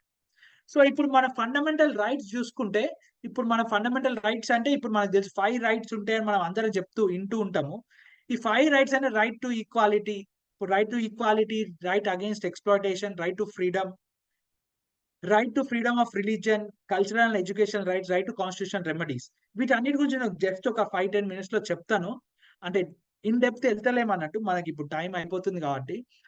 సో రైట్ టు ఈక్వాలిటీ అంటే ఏంటంటే ఆర్టికల్ 14, 15, 16, 17, 18 ఏంటంటే మన భారతదేశంలో ఉన్న ప్రజలందరినీ ప్రతి ఒక్కరికి ఏ కేటగిరీస్, సో ఇప్పుడు ఏంటి క్యాస్ట్ పరంగా కానీ, రిలీజియన్ పరంగా కానీ, ప్రాంతం పరంగా కానీ, సెక్షువల్ ఓరియంటేషన్ పరంగా డిస్క్రిమినేట్ చేయొద్దు. ప్రతి ఒక్కరిని ఈక్వల్ గా ట్రీట్ చేయాలి లా ముందు. ఇంకా లా కూడా ప్రతి ఒక్కరికి ఈక్వల్ గా అవుతుంది అని చెప్పేది ఆర్టికల్ 14. ఆర్టికల్ 15 ఏంటంటే ఇక డిస్క్రిమినేట్ చేయొద్దు అని చెప్పేది ఆర్టికల్ 15 అన్నట్టు. రిలీజియన్ పరంగా, రేస్ పరంగా, కాస్ట్ పరంగా, సెక్స్ పరంగా, ప్లేస్ ఆఫ్ బర్త్ పరంగా డిస్క్రిమినేట్ చేయొద్దు. వాళ్ళందరికీ ఎడ్యుకేషన్ లా కానీ ఏ జాగాలైనా వాళ్ళకి, ఏ ప్లేస్ లోనే వాళ్ళకి యాక్సెస్ ఉండాలని చెప్పేది ఆర్టికల్ 15. ఆర్టికల్ 16 ఏంటంటే equality of opportunity, public employment. Government employment లో కూడా వాళ్ళకి ఆశ్రయం ఉండాలి, వాళ్ళని డిస్క్రిమినేట్ చేయొద్దు. ఈ ఆర్టికల్ 15, 16 ఇంకేందంటే మన కంట్రీలో అయితే రిజర్వేషన్స్ ఉన్నాయో ఆ రిజర్వేషన్స్ అనేది వీటి సంబంధించి తీసుకురావడం జరిగింది అన్నట్టు. ఆర్టికల్ 15, 16 ఏంటంటే డిస్క్రిమినేట్ చేయొద్దని చెప్పినాక, కానీ మన లెజిస్లేచర్, ఎగ్జిక్యూటివ్ వాళ్ళు ఏమనుకున్నారు ఇండిపెండెన్స్ తర్వాత, మనము ఒకవేళ ఎస్సీ ఎస్టీ వాళ్ళకి కానీ, ఓబీసీ వాళ్ళకి కానీ, ఇంకా ఎకనామికల్ వీకర్ సెక్షన్ వాళ్ళకి మనం ఒకవేళ వాళ్ళకి ఏమైనా వెసులుబాటు కల్పించాలి, రిజర్వేషన్ కల్పించాలంటే మనం ఇక్కడ కల్పించచ్చు పాలసీ రూపకంలో అని చెప్పేసి ఇక్కడ ఆర్టికల్ 15 కింద కూడా వాళ్ళు రాసుకోవడం జరిగింది. ఆర్టికల్ 16 కింద కూడా పబ్లిక్ ఎంప్లాయ్మెంట్ లో కల్పించచ్చు అని రాసుకోవడం జరిగింది. అంటే సిరీస్ ఆఫ్ అమైన్మెంట్లలో వాళ్ళు రాసుకోవడం జరిగింది. అబాలిషన్ ఆఫ్ అన్టచబిలిటీ, ఇప్పుడు ఎవరిని ఈ జాతి నుంచి వచ్చినావు నువ్వు, ఈ కులం నుంచి వచ్చినావు అని చెప్పేసి వాళ్ళు అన్టచబుల్ గా చేయొద్దు. ఇంకా మన కుల వివక్ష కానీ, మతం చేత వివక్ష కానీ మనకు కొనసాగుతున్నది. ఇలాంటి చేయొద్దని చెప్పేదే ఈ అబాలిషన్ ఆఫ్ అన్టచబిలిటీ. ఇంకా విలేజ్ లలో 75 years తర్వాత కూడా కొనసాగుతుంది. ఆర్టికల్ 18 అంటే మనకు అప్పుడు జమీందారీ సిస్టమ్ ఉంటుండే అవన్నీ ఉంటుండే కదా. ఆర్టికల్ 18 ఏం చెప్తే ఆ టైటిల్స్ ఉండద్దు, ఆ కింగులు గాని ఇవన్నీ టైటిల్స్ ఉండద్దు అని చెప్పేది అబొలిషన్ ఆఫ్ టైటిల్స్. ఇప్పుడు రైట్ టు ఫ్రీడమ్ లో మీకు తెలుసు ఆర్టికల్ 19 అనేది protection of right to freedom of speech, express, అంటే మనం ఎవరైనా స్వతంత్రంగా మాట్లాడొచ్చు, అసెంబుల్ పీస్ఫుల్లీ, మనం ఒక దగ్గర కలిసి మనము మన ఒపీనియన్ ని షేర్ చేసుకోవచ్చు, ఫార్మ్ అసోసియేషన్, యూనియన్స్ కానీ ఎన్జిఓస్ కానీ ఏవైనా ఫార్మ్ చేయొచ్చు, move freely through out the territory of India, ఎక్కడికైనా మనం ఫ్రీగా పోవచ్చు, ఏ పార్ట్ ఆఫ్ ద ఇండియాలో కూడా మనం ఫ్రీగా ఉండొచ్చు, ప్రాక్టీస్ ఎనీ ప్రొఫెషన్, ఏ ప్రొఫెషన్ అయినా ఫాలో అవ్వచ్చు అని చెప్పేది ఆర్టికల్ 19. ఈ ఆర్టికల్ 19 ఏంటంటే ఈ ఆర్టికల్లో ఉన్న రైట్స్ ఏవైతే మనకు అందరికి గ్రాంట్ చేసినా అవి అబ్సల్యూట్ కాదన్నట్టు. అంటే ఇప్పుడు పోయి నేను రోడ్ మీదకి వెళ్ళి ఎవరిని పడితే వాళ్ళని డైరెక్ట్ గా తిట్టి ఏదంటే అది గవర్నమెంట్ అనేసి నేను ఇంకేదైనా గవర్నమెంట్ ఒక లా అండ్ ఆర్డర్ ని అగేన్స్ట్ లా అండ్ ఆర్డర్ ఒక పాలసీని ఒక అగేన్స్ట్ గా నేను ఏదైనా మాట్లాడి దాన్ని భంగం కలిగించేలాగా చేస్తే అది తప్పు. కాబట్టి మనకు ఇచ్చిన ఫ్రీడమ్ ఏంటంటే మన ఇక్కడ ఉన్న లా అండ్ ఆర్డర్, పబ్లిక్ ఒక ఆర్డర్ ని, ఇంకా హార్మోనీని, మొరాలిటీని ఇవన్నీ ప్రొటెక్ట్ చేసే విధంగా మనకి ఫ్రీడమ్స్ వచ్చినాయి అన్నట్టు. ఇవి అబ్సల్యూట్ కాదు, మనం ఇవి ఉన్నాయని చెప్పేసి ఏదో ఒక విధంగా వెళ్ళి మనం వ్యవహరించే లాయం అన్నట్టు. అట్లా వ్యవహరించద్దు అని చెప్పేసి ఈ ఫ్రీడమ్స్ అన్ని మనకి నువ్వు లా ప్రకారం నడుచుకొని ఇవన్నీ నువ్వు ఫాలో అయితే ఫాలో అవ్వాలి అని చెప్తున్నారు అన్నట్టు. ఈ protection in respect of conviction అంటే మనకి ఇప్పుడు నువ్వు తప్పు చేయకముందే నేను పోయి నేను జైలు వేయలేరు అన్నట్టు. ఇప్పుడు జైలు వేసినా నీకు ఒక అధికారం ఇస్తారు అన్నట్టు. ఇప్పుడు జైలు అంటే పోలీస్ స్టేషన్ తీసుకుపోలేరు. పోలీసు వాళ్ళు వచ్చి నువ్వు తప్పు చేయకముందే నేను పోలీస్ స్టేషన్ తీసుకుపోలేరు. వాళ్ళు పోలీస్ స్టేషన్ కి ఏదో ఒక కారణంతో తీసుకపోయినా నీకు రైట్స్ ఉన్నాయి అన్నట్టు. నీకు అడ్వకేట్ నీకు కల్పించే రైట్స్ ఉన్నాయి. 24 hours లో నీకు జ్యుడిషియరీ దగ్గర ప్రొడ్యూస్ చేసే రైట్స్ ఉన్నాయి. ఇవన్నీ రైట్స్ నీకు కాన్స్టిట్యూషన్ ఇచ్చింది. ఒకవేళ నిన్నెవరైనా అరెస్ట్ చేసిండ్రు అనుకోండి, నీకు 24 hours లో కోర్టులో నేను ప్రవేశపెట్టాలి. అట్లనే నీకు ఒక అడ్వకేట్ తో మాట్లాడే రైట్ ఉండాలి. నువ్వు ఏ కారణం చేత నిన్ను అరెస్ట్ చేసినో తెలుసుకునే రైట్ కూడా నీకు ఉంది. So that is the protection in respect of conviction for offences. Right to life and personal Liberty. ఈ రైట్ టు లైఫ్ అనేది ఏంటంటే ఇప్పుడు రైట్ టు లైఫ్ అనేది చాలా బ్రాడ్ అయిపోయింది. కాన్స్టిట్యూషన్ అమల్లోకి వచ్చినాక ఈ రైట్ టు లైఫ్ సీరియస్ ఈ రైట్ టు లైఫ్ అనే స్కోప్ ని పెంచడం జరిగింది. అది కూడా మనం చూస్తాం, ఇప్పుడు చూపిస్తా. రైట్ టు లైఫ్ కిందికి చాలా వస్తాయి. రైట్ టు ట్రావెల్ వస్తుంది, రైట్ టు క్లీన్ ఎన్వైరన్మెంట్, మొన్ననే March 21st రోజు చెప్పడం జరిగింది సుప్రీంకోర్టు, అది కూడా వస్తుంది అని చెప్పేసి. ఇట్లా ఒక 30-40 రైట్స్ వస్తాయి అన్నట్టు. రైట్ టు ప్రైవసీ కూడా వస్తుంది. ఈ రైట్ టు లైఫ్ అనేది చాలా పెద్దది. దాదాపు 75 years లో సుప్రీంకోర్టు కాన్స్టిట్యూషన్ ఒక సిరీస్ ఆఫ్ జడ్జిమెంట్స్ లో ఈ రైట్ టు లైఫ్ ఒక స్కోప్ ని పెంచడం జరిగింది. ఈ 21 కింద రైట్ టు ఎడ్యుకేషన్ పెట్టాం మనము. రైట్ టు ఎడ్యుకేషన్ ఏంటంటే దాదాపు 6 నుంచి 14 years ఒక చిల్డ్రన్స్ కి ఉచిత నిర్బంధ విద్య ఇవ్వాలి అని చెప్పేది రైట్ టు ఎడ్యుకేషన్. ఇప్పుడు రైట్ అగైన్స్ ఎక్స్ప్లోటేషన్ చూద్దాం. రైట్ అగైన్స్ ఎక్స్ప్లోటేషన్ ఏంటంటే ఆర్టికల్ 23, 24 ఏం చెప్తుందంటే ఏ హ్యూమన్ బీయింగ్ ని కానీ సెక్షువల్ పరంగా ట్రాఫికింగ్ అవుతుంటది కదా, అది కానీ లేకపోతే ఫోర్స్డ్ లేబర్, ఇట్లా స్లేవ్స్ గా ట్రీట్ చేసి చిన్న పిల్లల్ని లేబర్ గా ట్రీట్ చేయడం కానీ అది చెయ్యొద్దు అని చెప్పి article 23.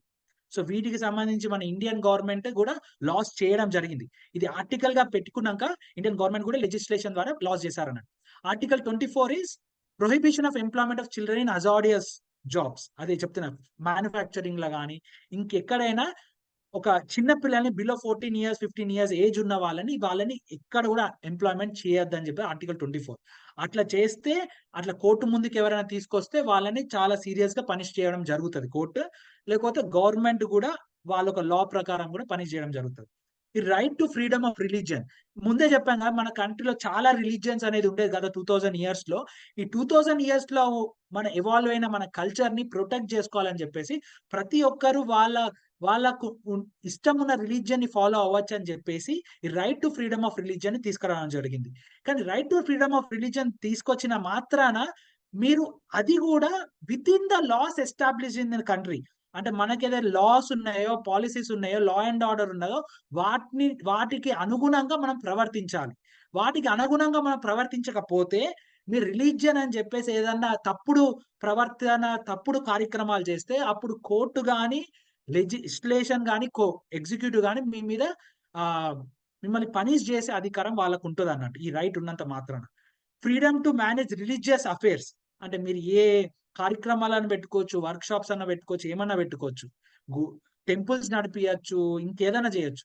Article 26 freedom to pay taxes for promotion of any particular religion.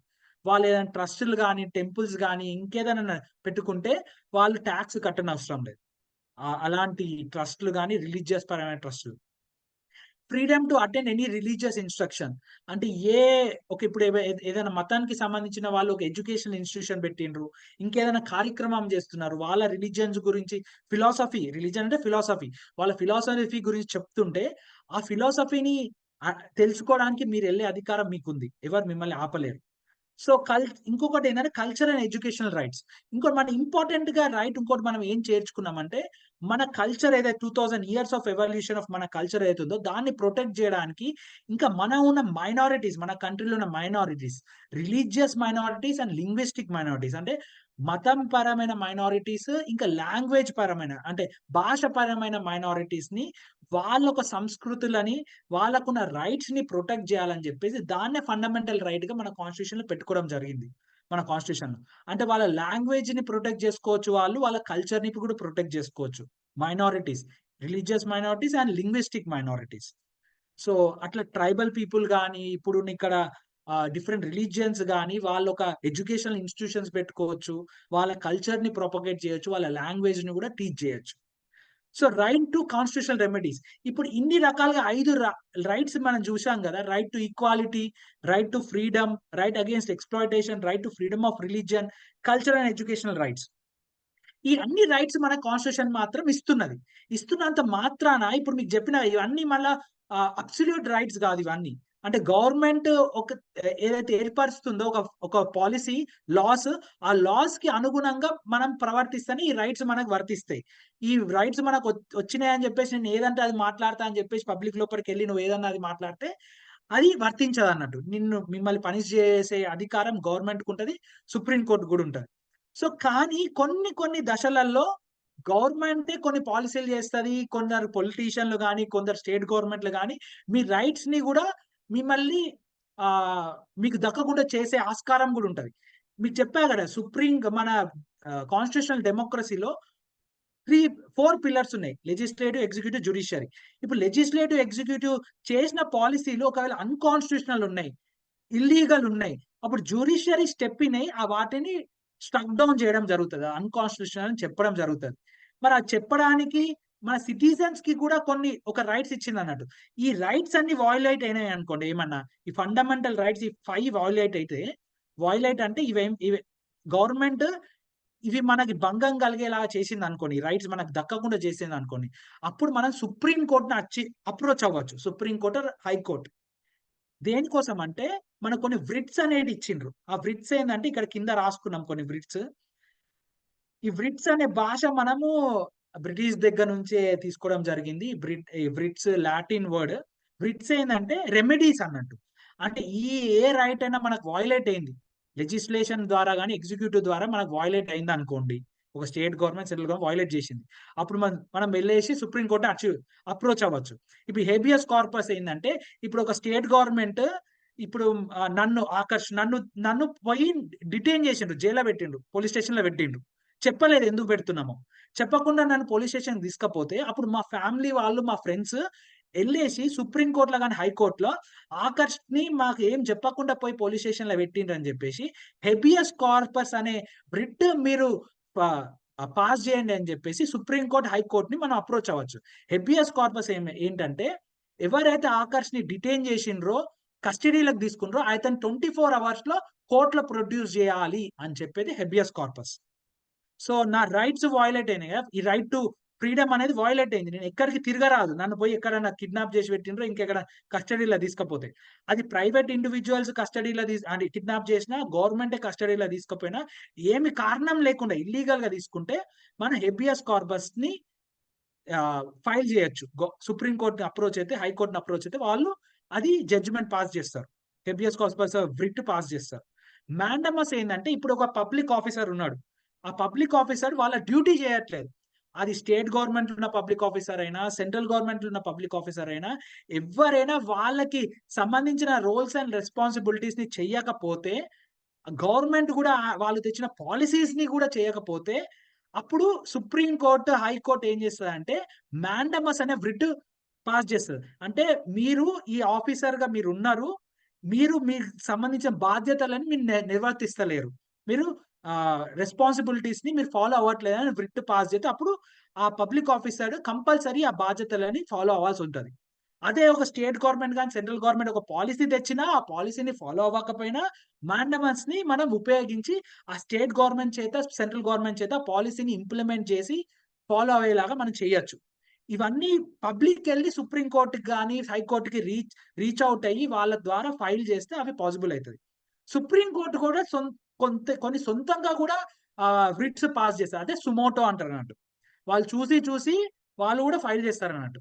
కొన్ని పబ్లిక్ లిటిగేషన్ పిఐఎల్ అంటాం కదా, వాటి ద్వారా కూడా వస్తాయి. ప్రొహిబిషన్ అనేది ఇంకోటి ఉంది. ప్రొహిబిషన్ ఏంటంటే ఒక కోర్టు ఉంది, కింది స్థాయి కోర్టు ఇప్పుడు ఒక డిసిజన్ తీసుకోబోతున్నది ఒక కేసులో. ఆ కింది స్థాయి కోర్టు, డిస్ట్రిక్ట్ కోర్టు ఒక డిసిజన్ తీసుకోపోతే అది ఒకవేళ ఇల్లీగల్ గా ఆ కోర్టు డిసిజన్ తీసుకుంటుంది. అంటే వాళ్ళ జ్యూరిడిక్షన్, అంటే వాళ్ళ లోకాలిటీలో వాళ్ళ జ్యూరిడిక్షన్ లో లేకపోయినా ఆ లోకల్ కోర్టు డిసిజన్ తీసుకుంటుంది, లేకపోతే ఇల్లీగల్ గా జడ్జిమెంట్ ఇవ్వబోతుందని ఒక పార్టీకి అనిపిస్తే ఆ పార్టీ హైకోర్టున సుప్రీం కోర్టు రీచ్ అవుట్ అయితే ఆ సుప్రీం కోర్టు, హైకోర్టు కింది కోర్టుకి ప్రొహిబిషన్ అనే రిట్ ని పాస్ చేస్తుంది. మీరు ఆ డిసిజన్ తీసుకోవద్దు, ఆపేయండి అని చెప్పేసి. అది ప్రొహిబిషన్. కోవారంటో ఏంటంటే ఇప్పుడు మీరు ఎవరైనా పబ్లిక్ ఆఫీసర్ ఒక ఆఫీస్ ని వాళ్ళు ఆక్యుపై చేసుకున్నారు, లేకపోతే ఒక ఇంజనీరింగ్ కాలేజ్ లో ఏంటంటే ఎంట్రన్స్ ఎగ్జామ్ లేకుండానే నీకు సీట్ ఇచ్చిండ్రు ఎవరు. ఇప్పుడు ఆ సీట్ ఇచ్చినందుకు ఇంకొకరికి అన్యాయం జరిగింది. ఇప్పుడు ఏమైతుందంటే ఇప్పుడు ఈయనకి ఎట్లా సీట్ ఇచ్చిండ్రు, ఏ ప్రొసీజర్ ఫాలో అవ్వకుండా ఎట్లా ఈయన వచ్చి అక్కడ కూర్చున్నాడు, ఒక పబ్లిక్ ఆఫీసర్ అయినా ఎవరైనా ఎట్లా కూర్చున్నాడో విత్ వాట్ వారెంట్, అంటే ఎట్లా కూర్చున్నాడు, ఏ ప్రాసెస్ ఫాలో అయ్యి ఆయన ఈ ప్లేస్ కి వచ్చిండో మాకు చెప్పాలి, మీరు చెప్పకుండా అక్కడ నుంచి దిగిపోవాలని చెప్పేసి కోవారంటో ఫైల్ చేయొచ్చు అన్నట్టు రిట్. ఈ సెషుసరీ ఏంటంటే, సెషుసరీ ఇంకోటి ఏంటంటే ఈ ప్రొహిబిషన్ లాగానే సెషుసరీ ఏంటంటే ఇప్పుడు ఒక రూలింగ్ వచ్చింది, లోవర్ కోర్టు ఒక రూలింగ్ చేసింది.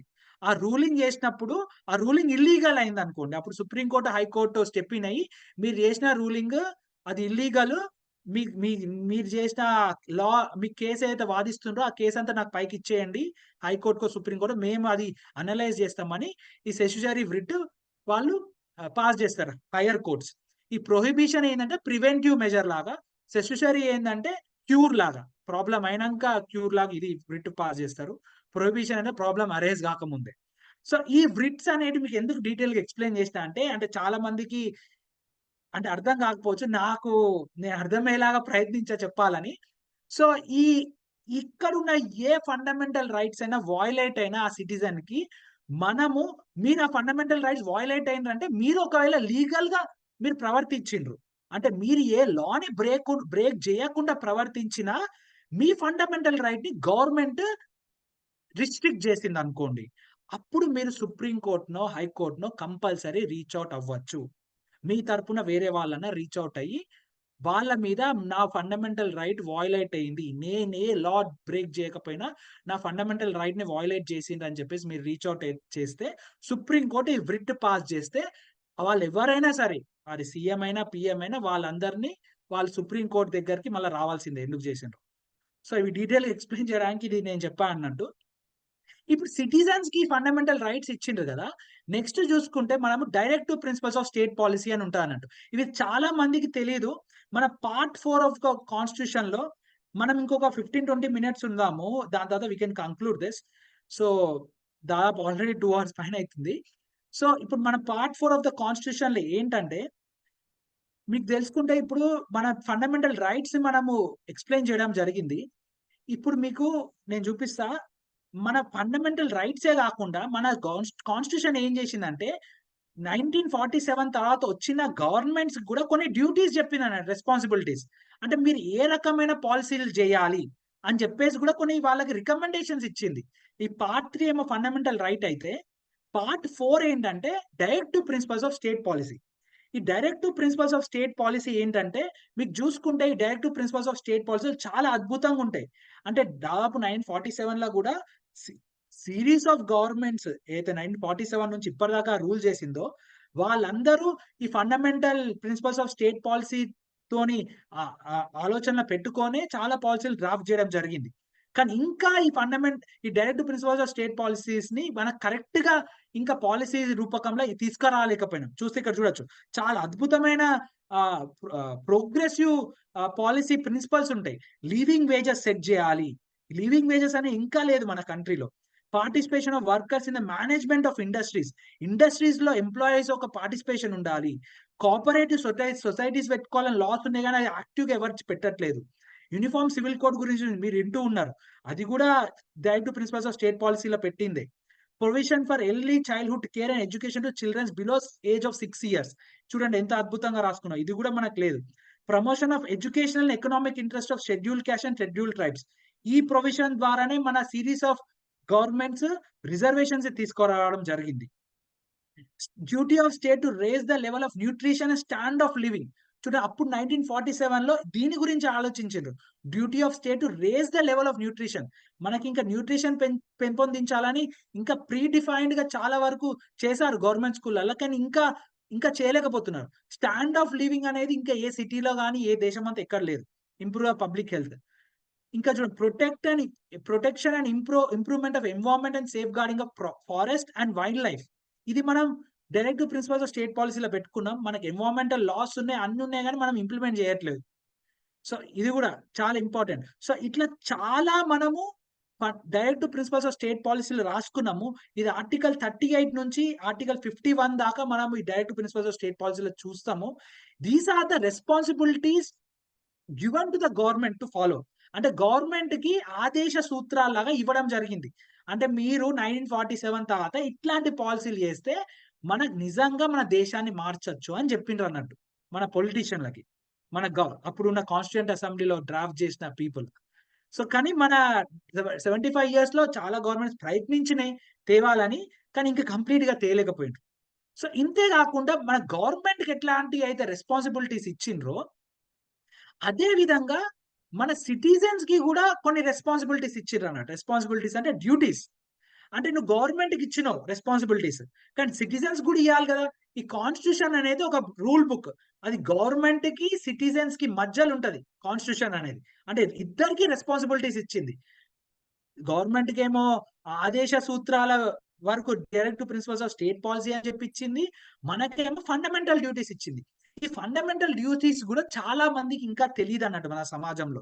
ఇవి మనం ఫాలో కూడా అవ్వట్లేదు తెలిసిన, అంటే ఏదో చూసి వదిలేస్తాం అన్నట్టు. ఇది ఒకసారి చదువుతా. To abide by the constitution and respect its ideals and institutions, national flag and national anthem. మన national flag, national anthem respect చేయాలన్నది fundamental duty. To cherish and follow noble ideals which inspired our national struggle for freedom. అంటే ఎందరో freedom fighters మన 100 ఏళ్ళు వాళ్ళు శ్రమించిన తర్వాత మన freedom వచ్చింది. వాళ్ళకున్న ఐడియల్స్, వాళ్ళకున్న ఆశయాలను మనం ఫాలో అవ్వాలని చెప్పేసి చెప్తుంది. Second point, to uphold the protect the sovereignty, unity and integrity of India. అంటే ఎట్టి పరిస్థితుల్లో కూడా యుద్ధం వచ్చినా మన దేశంలో ఉన్న పౌరులందరూ యుద్ధానికి సిద్ధంగా ఉండిపోవాలని చెప్పేది ఈ థర్డ్ ఇంకా ఫోర్త్ అదే, to defend the country and render national service and call upon to do so. ఈ sovereignty, unity and integrity of India అంటే మనం చెప్పా ఇంతకుముందు, యూనిటీ అండ్ డైవర్సిటీని కాపాడాలి, ఎవరిని కించపరచొద్దు అని. సో వాటిని.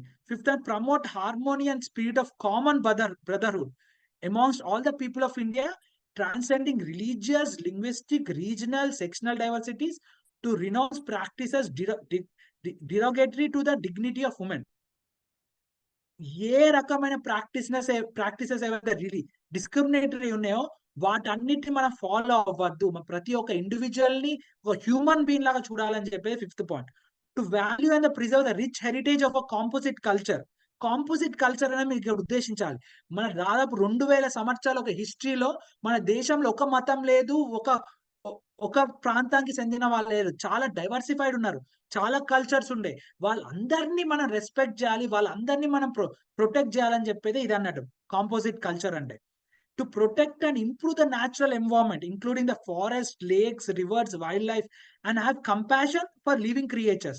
అంటే మనకున్న లేక్స్ ని, రివర్స్ ని, వైల్డ్ లైఫ్ యానిమల్స్ ని, ఇంకా ప్రతి ఒక్క జీవులు ఎవరైతే ఉంటారో మన చుట్టుపక్కల వాళ్ళందరినీ వాటన్నిటిని మనము ప్రొటెక్ట్ చేయాలి అని చెప్పి, అంతరించకుండా చూసుకోవాలని చెప్పి 7th to develop the scientific temperament. Scientific అంటే సైంటిఫిక్ వాల్యూస్ ని, హ్యూమనిజం ని, ఇంకా స్పిరిట్ ఆఫ్ ఎంక్వైరీని మన స్టూడెంట్స్ మధ్యలో, మన ప్రజల మధ్యలో పెంపొందించాలి.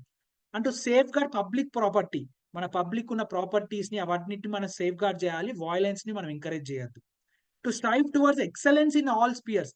యాజ్ ఎ ఇండివిజువల్ ఈ ఉన్న వాల్యూస్ అన్ని, మన డ్యూటీస్ ని ఫాలో అవుతూ మనం చేసే ప్రొఫెషన్ లో మన పెద్ద స్థాయికి వెళ్ళాలని చెప్పేది కూడా ఒక ఫండమెంటల్ డ్యూటీ.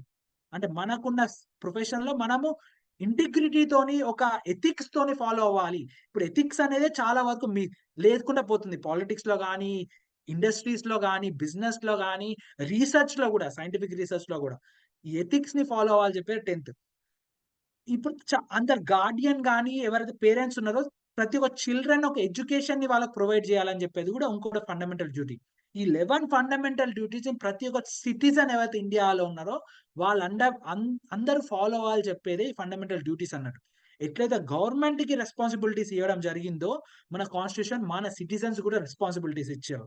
సో ఈ రెండిటితోని మనం డెమోక్రటిక్ సిటిజన్స్ ని చేయాలనుకున్నాం ఈ 75 years లో. సో సో ఇప్పుడు ఏంటంటే మనము ఇప్పుడు కాన్స్టిట్యూషన్ అనేది ఇన్ని రకాల విజన్ తోని ఇవన్నిటిని ఎస్టాబ్లిష్ చేయాలని చెప్పేసి మనం తెచ్చుకోవడం జరిగింది 1949 లో. ఈ వాల్యూస్, ఈ రైట్స్, ఈ direct principles state policy, fundamental rights, fundamental duties, preamble, వీటన్నిటితోనే ఒక పెద్ద అద్భుతమైన ప్రోగ్రెసివ్ డాక్యుమెంట్, కనివిని ఎరగని డాక్యుమెంట్, ఏ దేశంలో కూడా లేని డాక్యుమెంట్ మనం తెచ్చుకున్నాం. కానీ తెచ్చుకున్నది మాత్రం అయిపోదు కదా. కాన్స్టిట్యూషన్ ఒక డాక్యుమెంటే, దాన్ని ఇంప్లిమెంటేషన్ చేసే వాళ్ళు ప్రజలు. అది ఇంప్లిమెంట్ చేస్తేనే దాని ఒక వాల్యూస్ ని మనం నిజంగా మన సొసైటీలో కానీ, ఇండియాలో తీసుకుపోవచ్చు. సో కాన్స్టిట్యూషన్ ఒక వర్క్, కాన్స్టిట్యూషన్ ఎట్ వర్క్ మనం చూద్దాం ఇప్పుడు. సో ఇప్పుడు చూద్దాం. సో ఇప్పుడు మనం చూస్తే కాన్స్టిట్యూషన్ ఆఫ్ వర్క్ లో మనకి దాదాపు 105 అమెండ్మెంట్స్ అయినాయి through out series of 75 years లో. అమెండ్మెంట్స్ ఎట్లా చేస్తామంటే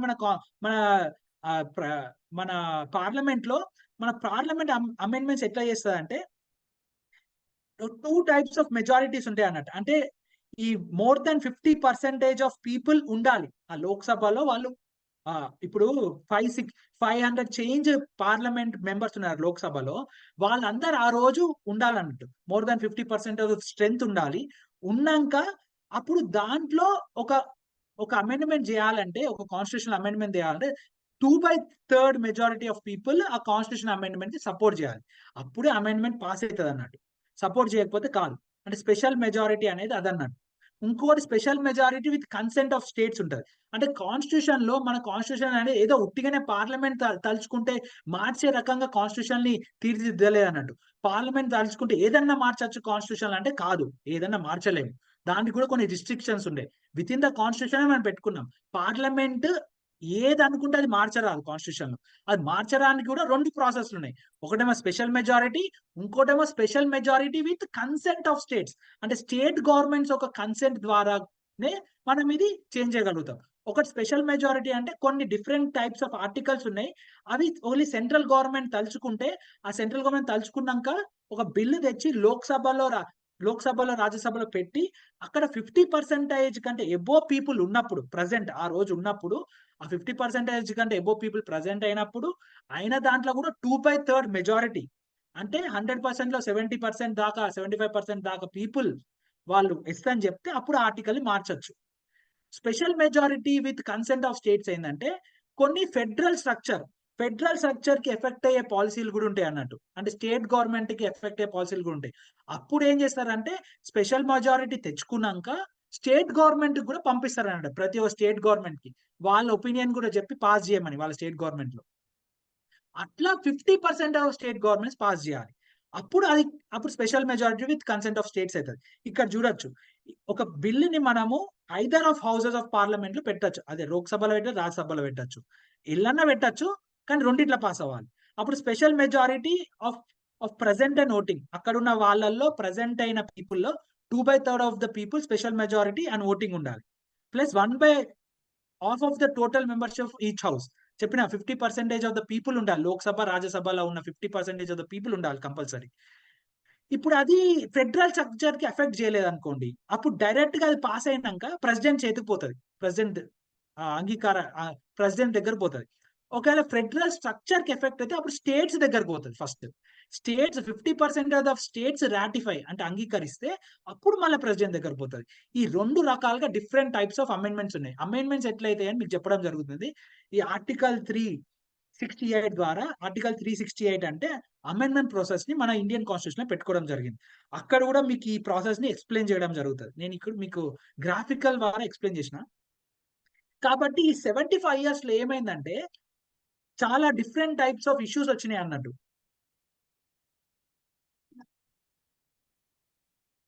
డిఫరెంట్ టైప్స్ ఆఫ్ ఇష్యూస్ ఏంటంటే, ఇప్పుడు మీకు చెప్పిన directive principles of state policy ఉన్నాయి. సుప్రీంకోర్టు యొక్క రోల్ ఏంటంటే కాన్స్టిట్యూషన్ ని సేఫ్ గార్డ్ చేయడం. ఇప్పుడు ఏమైందంటే ఈ పార్లమెంట్ జుడిషియరీకి సేమ్ ఇంపార్టెంట్ ఈక్వల్ పవర్ ఉన్నది మన డెమోక్రసీలో. కాబట్టి పార్లమెంట్ ఏదైనా లా చేస్తే దాన్ని స్ట్రక్ డౌన్ చేసే అబిలిటీ జుడిషియరీ దగ్గర ఉన్నది. ఇఫ్ దట్ ఈస్ అన్కాన్స్టిట్యూషనల్ అయితే అది స్ట్రక్ డౌన్ చేయొచ్చు. కాబట్టి లాస్ట్ 75 years లో, ఇనిషియల్ ఇయర్స్ లో అంటే 1947 నుంచి 1970 దాకా ఏమైందంటే, పార్లమెంట్ ఏమో directive principles of state policy నేను ఫాలో అవుతా అని చెప్పేసి ఈ రిజర్వేషన్లు కానీ ఇంకా చాలా అవన్నీ తేవడం జరిగింది.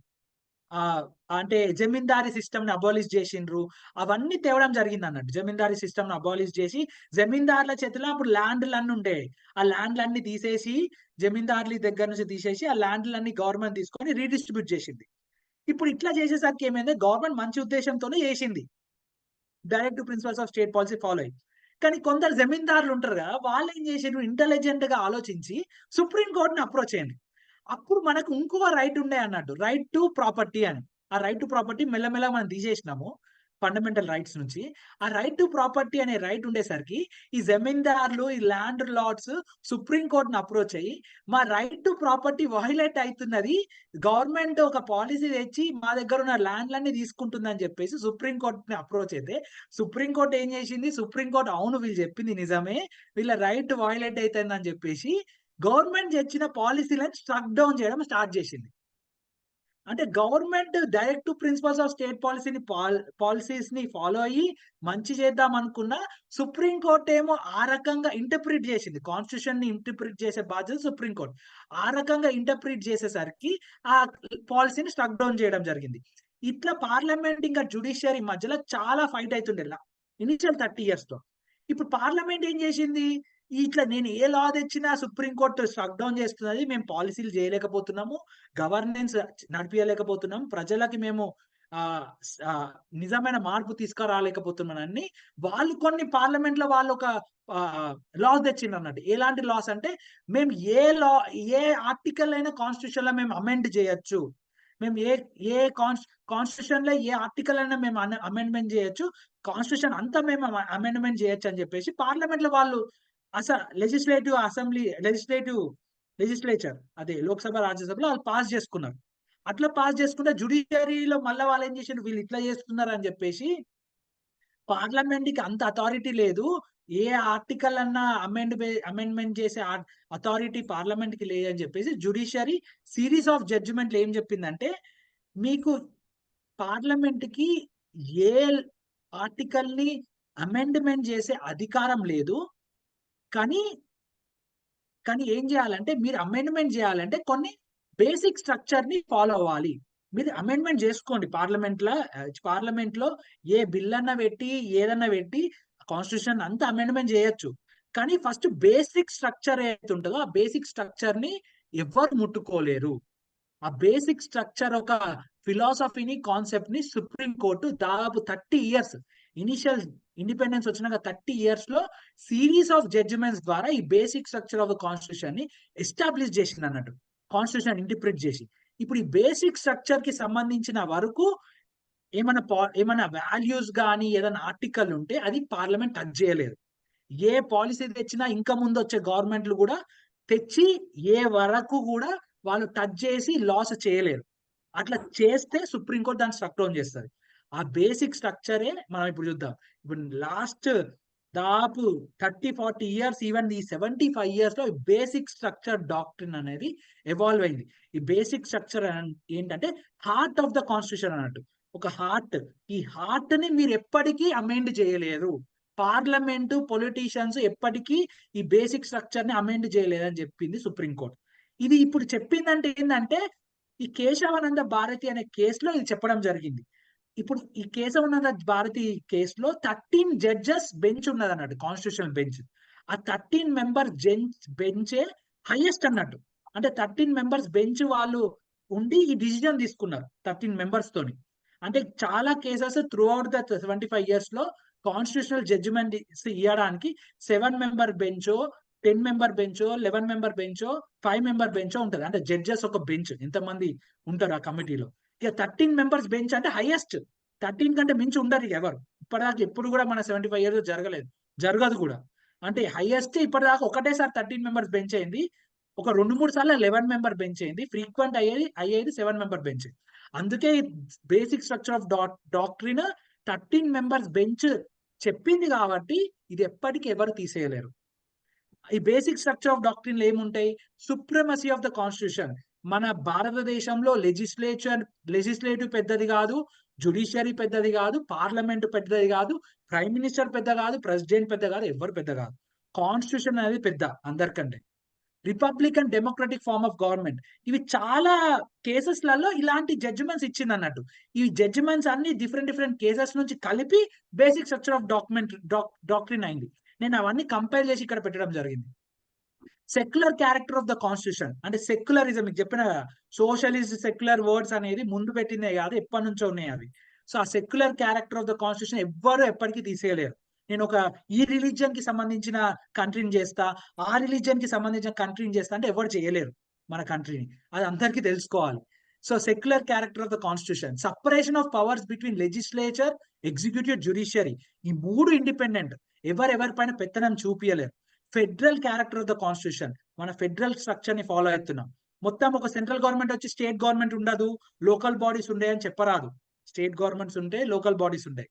పవర్ ఆఫ్ జ్యుడిషియల్ రివ్యూ అంటే జ్యుడిషియల్ సిస్టమ్ ప్రతి ఒక్క పాలసీ మీద రివ్యూ చేయొచ్చు. వాళ్ళు సుమోటోగా తీసుకొని ఆ పాలసీ కాన్స్టిట్యూషనల్ అన్కాన్స్టిట్యూషనల్ చెప్పొచ్చు. Democracy the basic feature of the constitution includes free and fair elections. Parliamentary democracy, 3 organs of the state, sovereign democratic republic, balance between fundamental rights and directive principles. ఈ balance maintain చేయాలి.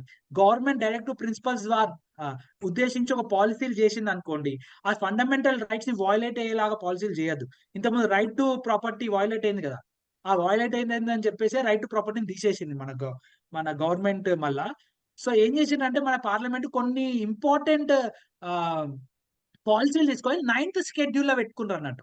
9th schedule of the constitution ఏంటంటే కొన్ని important articles ఉంటాయి, అవి judicial review కిందికి రాదన్నట్టు. Judicial review కిందికి ఈ 9th schedule of the constitution రాదు.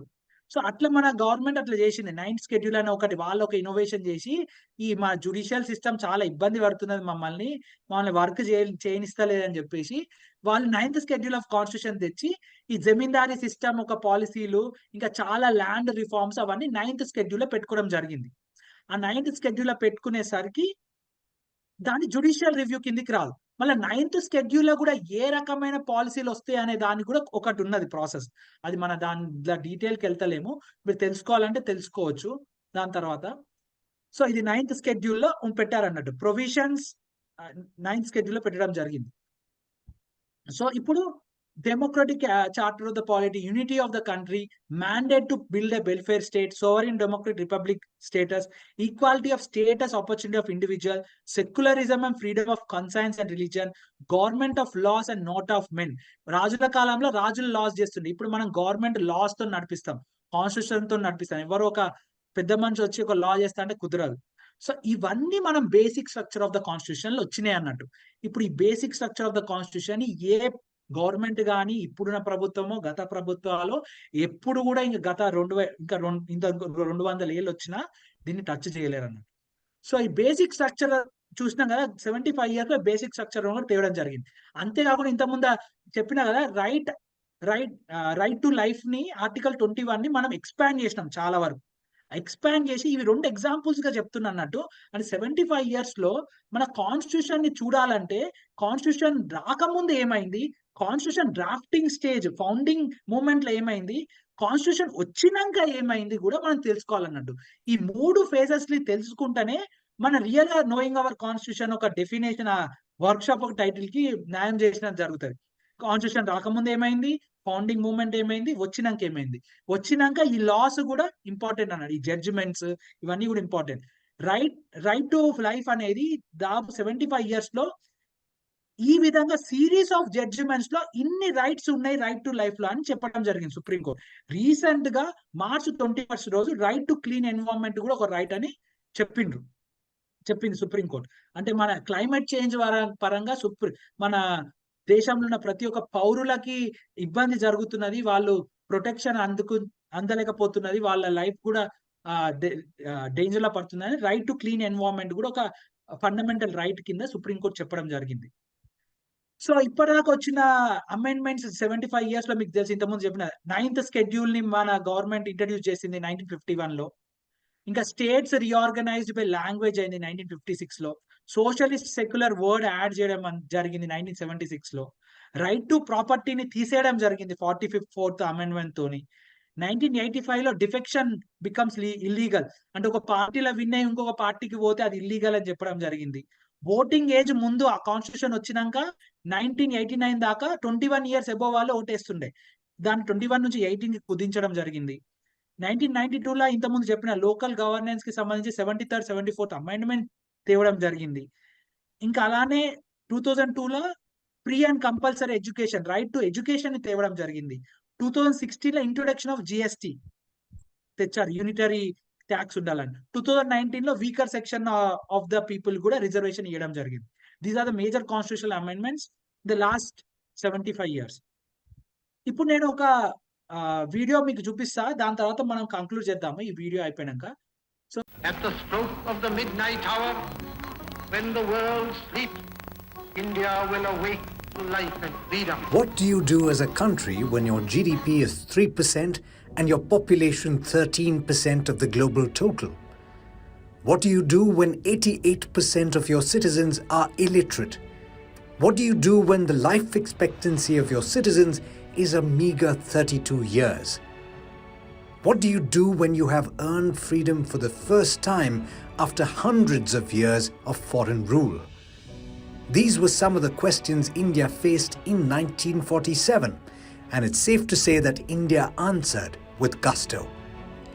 75 years later, India is the world's 5th largest economy and set to become the 3rd largest in less than 10 years.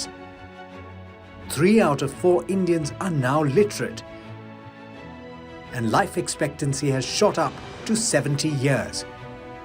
The transformation India witnessed did not happen overnight, and there were simply too many challenges to overcome. India had to take baby steps before she learned to fly. The first step was setting up of the Planning Commission in 1950, and the first 5-year plan focused on agriculture and irrigation to make India Atmanirbhar in food production. The second 5-year plan focused on increasing national income and employment opportunities and also paved the way for rapid industrialization with emphasis on basic and heavy industries. But just as India was finding her feet, the first setback came in: the war with China.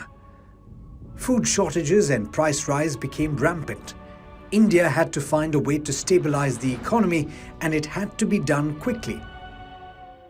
M.S. Swaminathan sowed the seeds of Green Revolution to increase food production. New varieties of wheat were introduced, and attempts were made to expand the use of fertilizers and technology. The seeds of this revolution started germinating soon enough, and in less than 25 years, India became self-sufficient in food grain production. The government then set its sight on milk and roped in Verghese Kurian. Within 2 decades, India became the world's biggest milk producer, and it now accounts for more than 22% of the global milk production. 1975 saw a dark chapter in India's democracy when then Prime Minister Indira Gandhi imposed emergency, which lasted 21 months. And then came the government of Morarji Desai, which in January 1978 demonetized currency notes of 1,000, 5,000 and 10,000 with an intent to eradicate illegal wealth. But India's economy was still not mature and the impact of the move was limited. India had also brought in the Foreign Exchange Regulation Act. Foreign companies were asked to reduce their stake to 40% if they wanted to operate in India. IBM and Coca-Cola decided to exit. IBM's exit also offered an opportunity for the expansion of the Indian IT sector. Companies such as Wipro, HCL and TCS never looked back again. India's IT sector is now among the best in the world and one of the largest employers in the country. Another momentous occasion for India was 1983, when the first Maruti car rolled out of the Gurgaon factory. Indians could now take pride in a made-in-India car that was also affordable and revolutionized personal mobility. Rajiv Gandhi became the Prime Minister of India in 1984 when he was just 40 years old. He set up the Centre for Development of Telematics to fast-track India's telecom revolution. Less than 40 years later, India has introduced 5G technology. The independent India had barely turned 45 when the country faced another economic setback. The year was 1991 and the country's foreign reserves were almost nil. India faced the risk of sovereign default. The RBI then decided to devalue the rupee and the government pledged gold holdings to raise money. Manmohan Singh, as finance minister in the Narasimha Rao government, played a critical role in liberalizing Indian economy. Export subsidies were curtailed, laws were reformed to end the license Raj, and a committee was set up to reform the financial sector. By the turn of the century, India rolled out divestment plans and soon enough became the fastest growing economy in the world. 2014 saw Narendra Modi rise to power with a huge mandate, and he used the numbers to roll out tax reforms, provide banking facilities to the poor, and to fast-track India's digital transformation. India is set to have the biggest middle class in the world and is among a handful of nuclear weapon states. India's growth story in the last 75 years has been encouraging, but it is far from over. And the list of challenges is equally long. Income disparity and unemployment continue to test India's policies. The 21st century does belong to India if she finds the right answers, just as she did in 1947. With Gulshan Kumar, this is Alex Matthew for ET Now.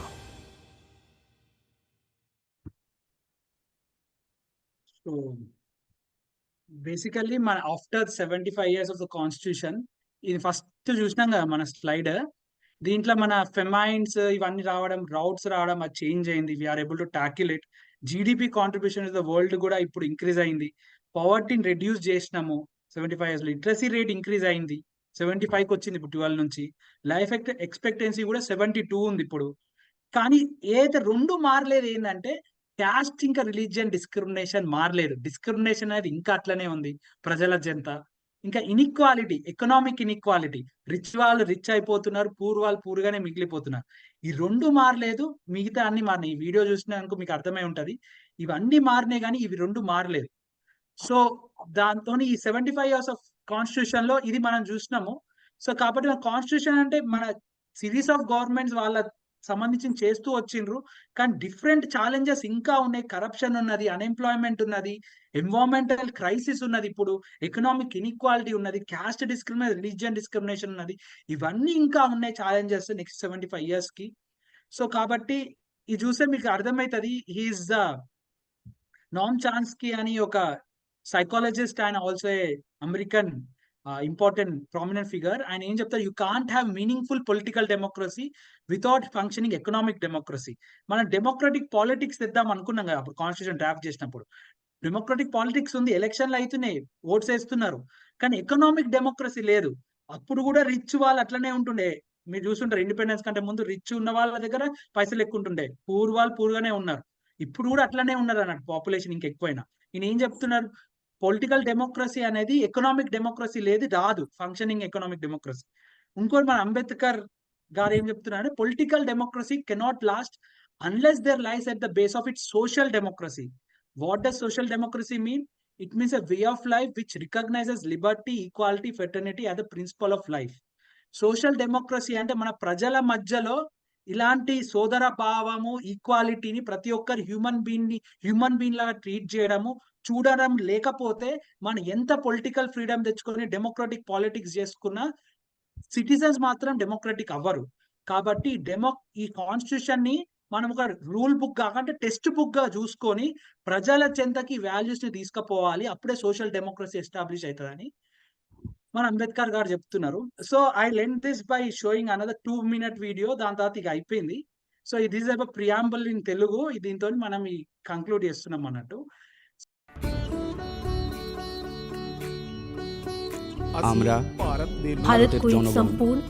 భారత ప్రజలమైన మేము భారతదేశాన్ని సర్వసత్తాక సామ్యవాద, లౌకిక, ప్రజాస్వామ్య, గణతంత్ర రాజ్యంగా నిర్మించుకోవడానికి పౌరులందరికీ సాంఘిక, ఆర్థిక, రాజకీయ న్యాయాన్ని, ఆలోచన, భావ ప్రకటన, విశ్వాసం, ధర్మం, ఆరాధనల్లో స్వాతంత్ర్యాన్ని, స్థాయి అవకాశాల్లో సమానత్వాన్ని చేకూర్చడానికి, వ్యక్తిగత గౌరవం, జాతీయ ఐక్యత, సమగ్రతలను సంరక్షిస్తూ అందరిలో సౌభ్రాతృత్వాన్ని పెంపొందించడానికి మా రాజ్యాంగ పరిషత్తులో 1949 నవంబర్ 26వ తేదీన ఈ రాజ్యాంగాన్ని స్వీకరించి శాసనంగా చేసి మాకు మేమే సమర్పించుకుంటున్నాం.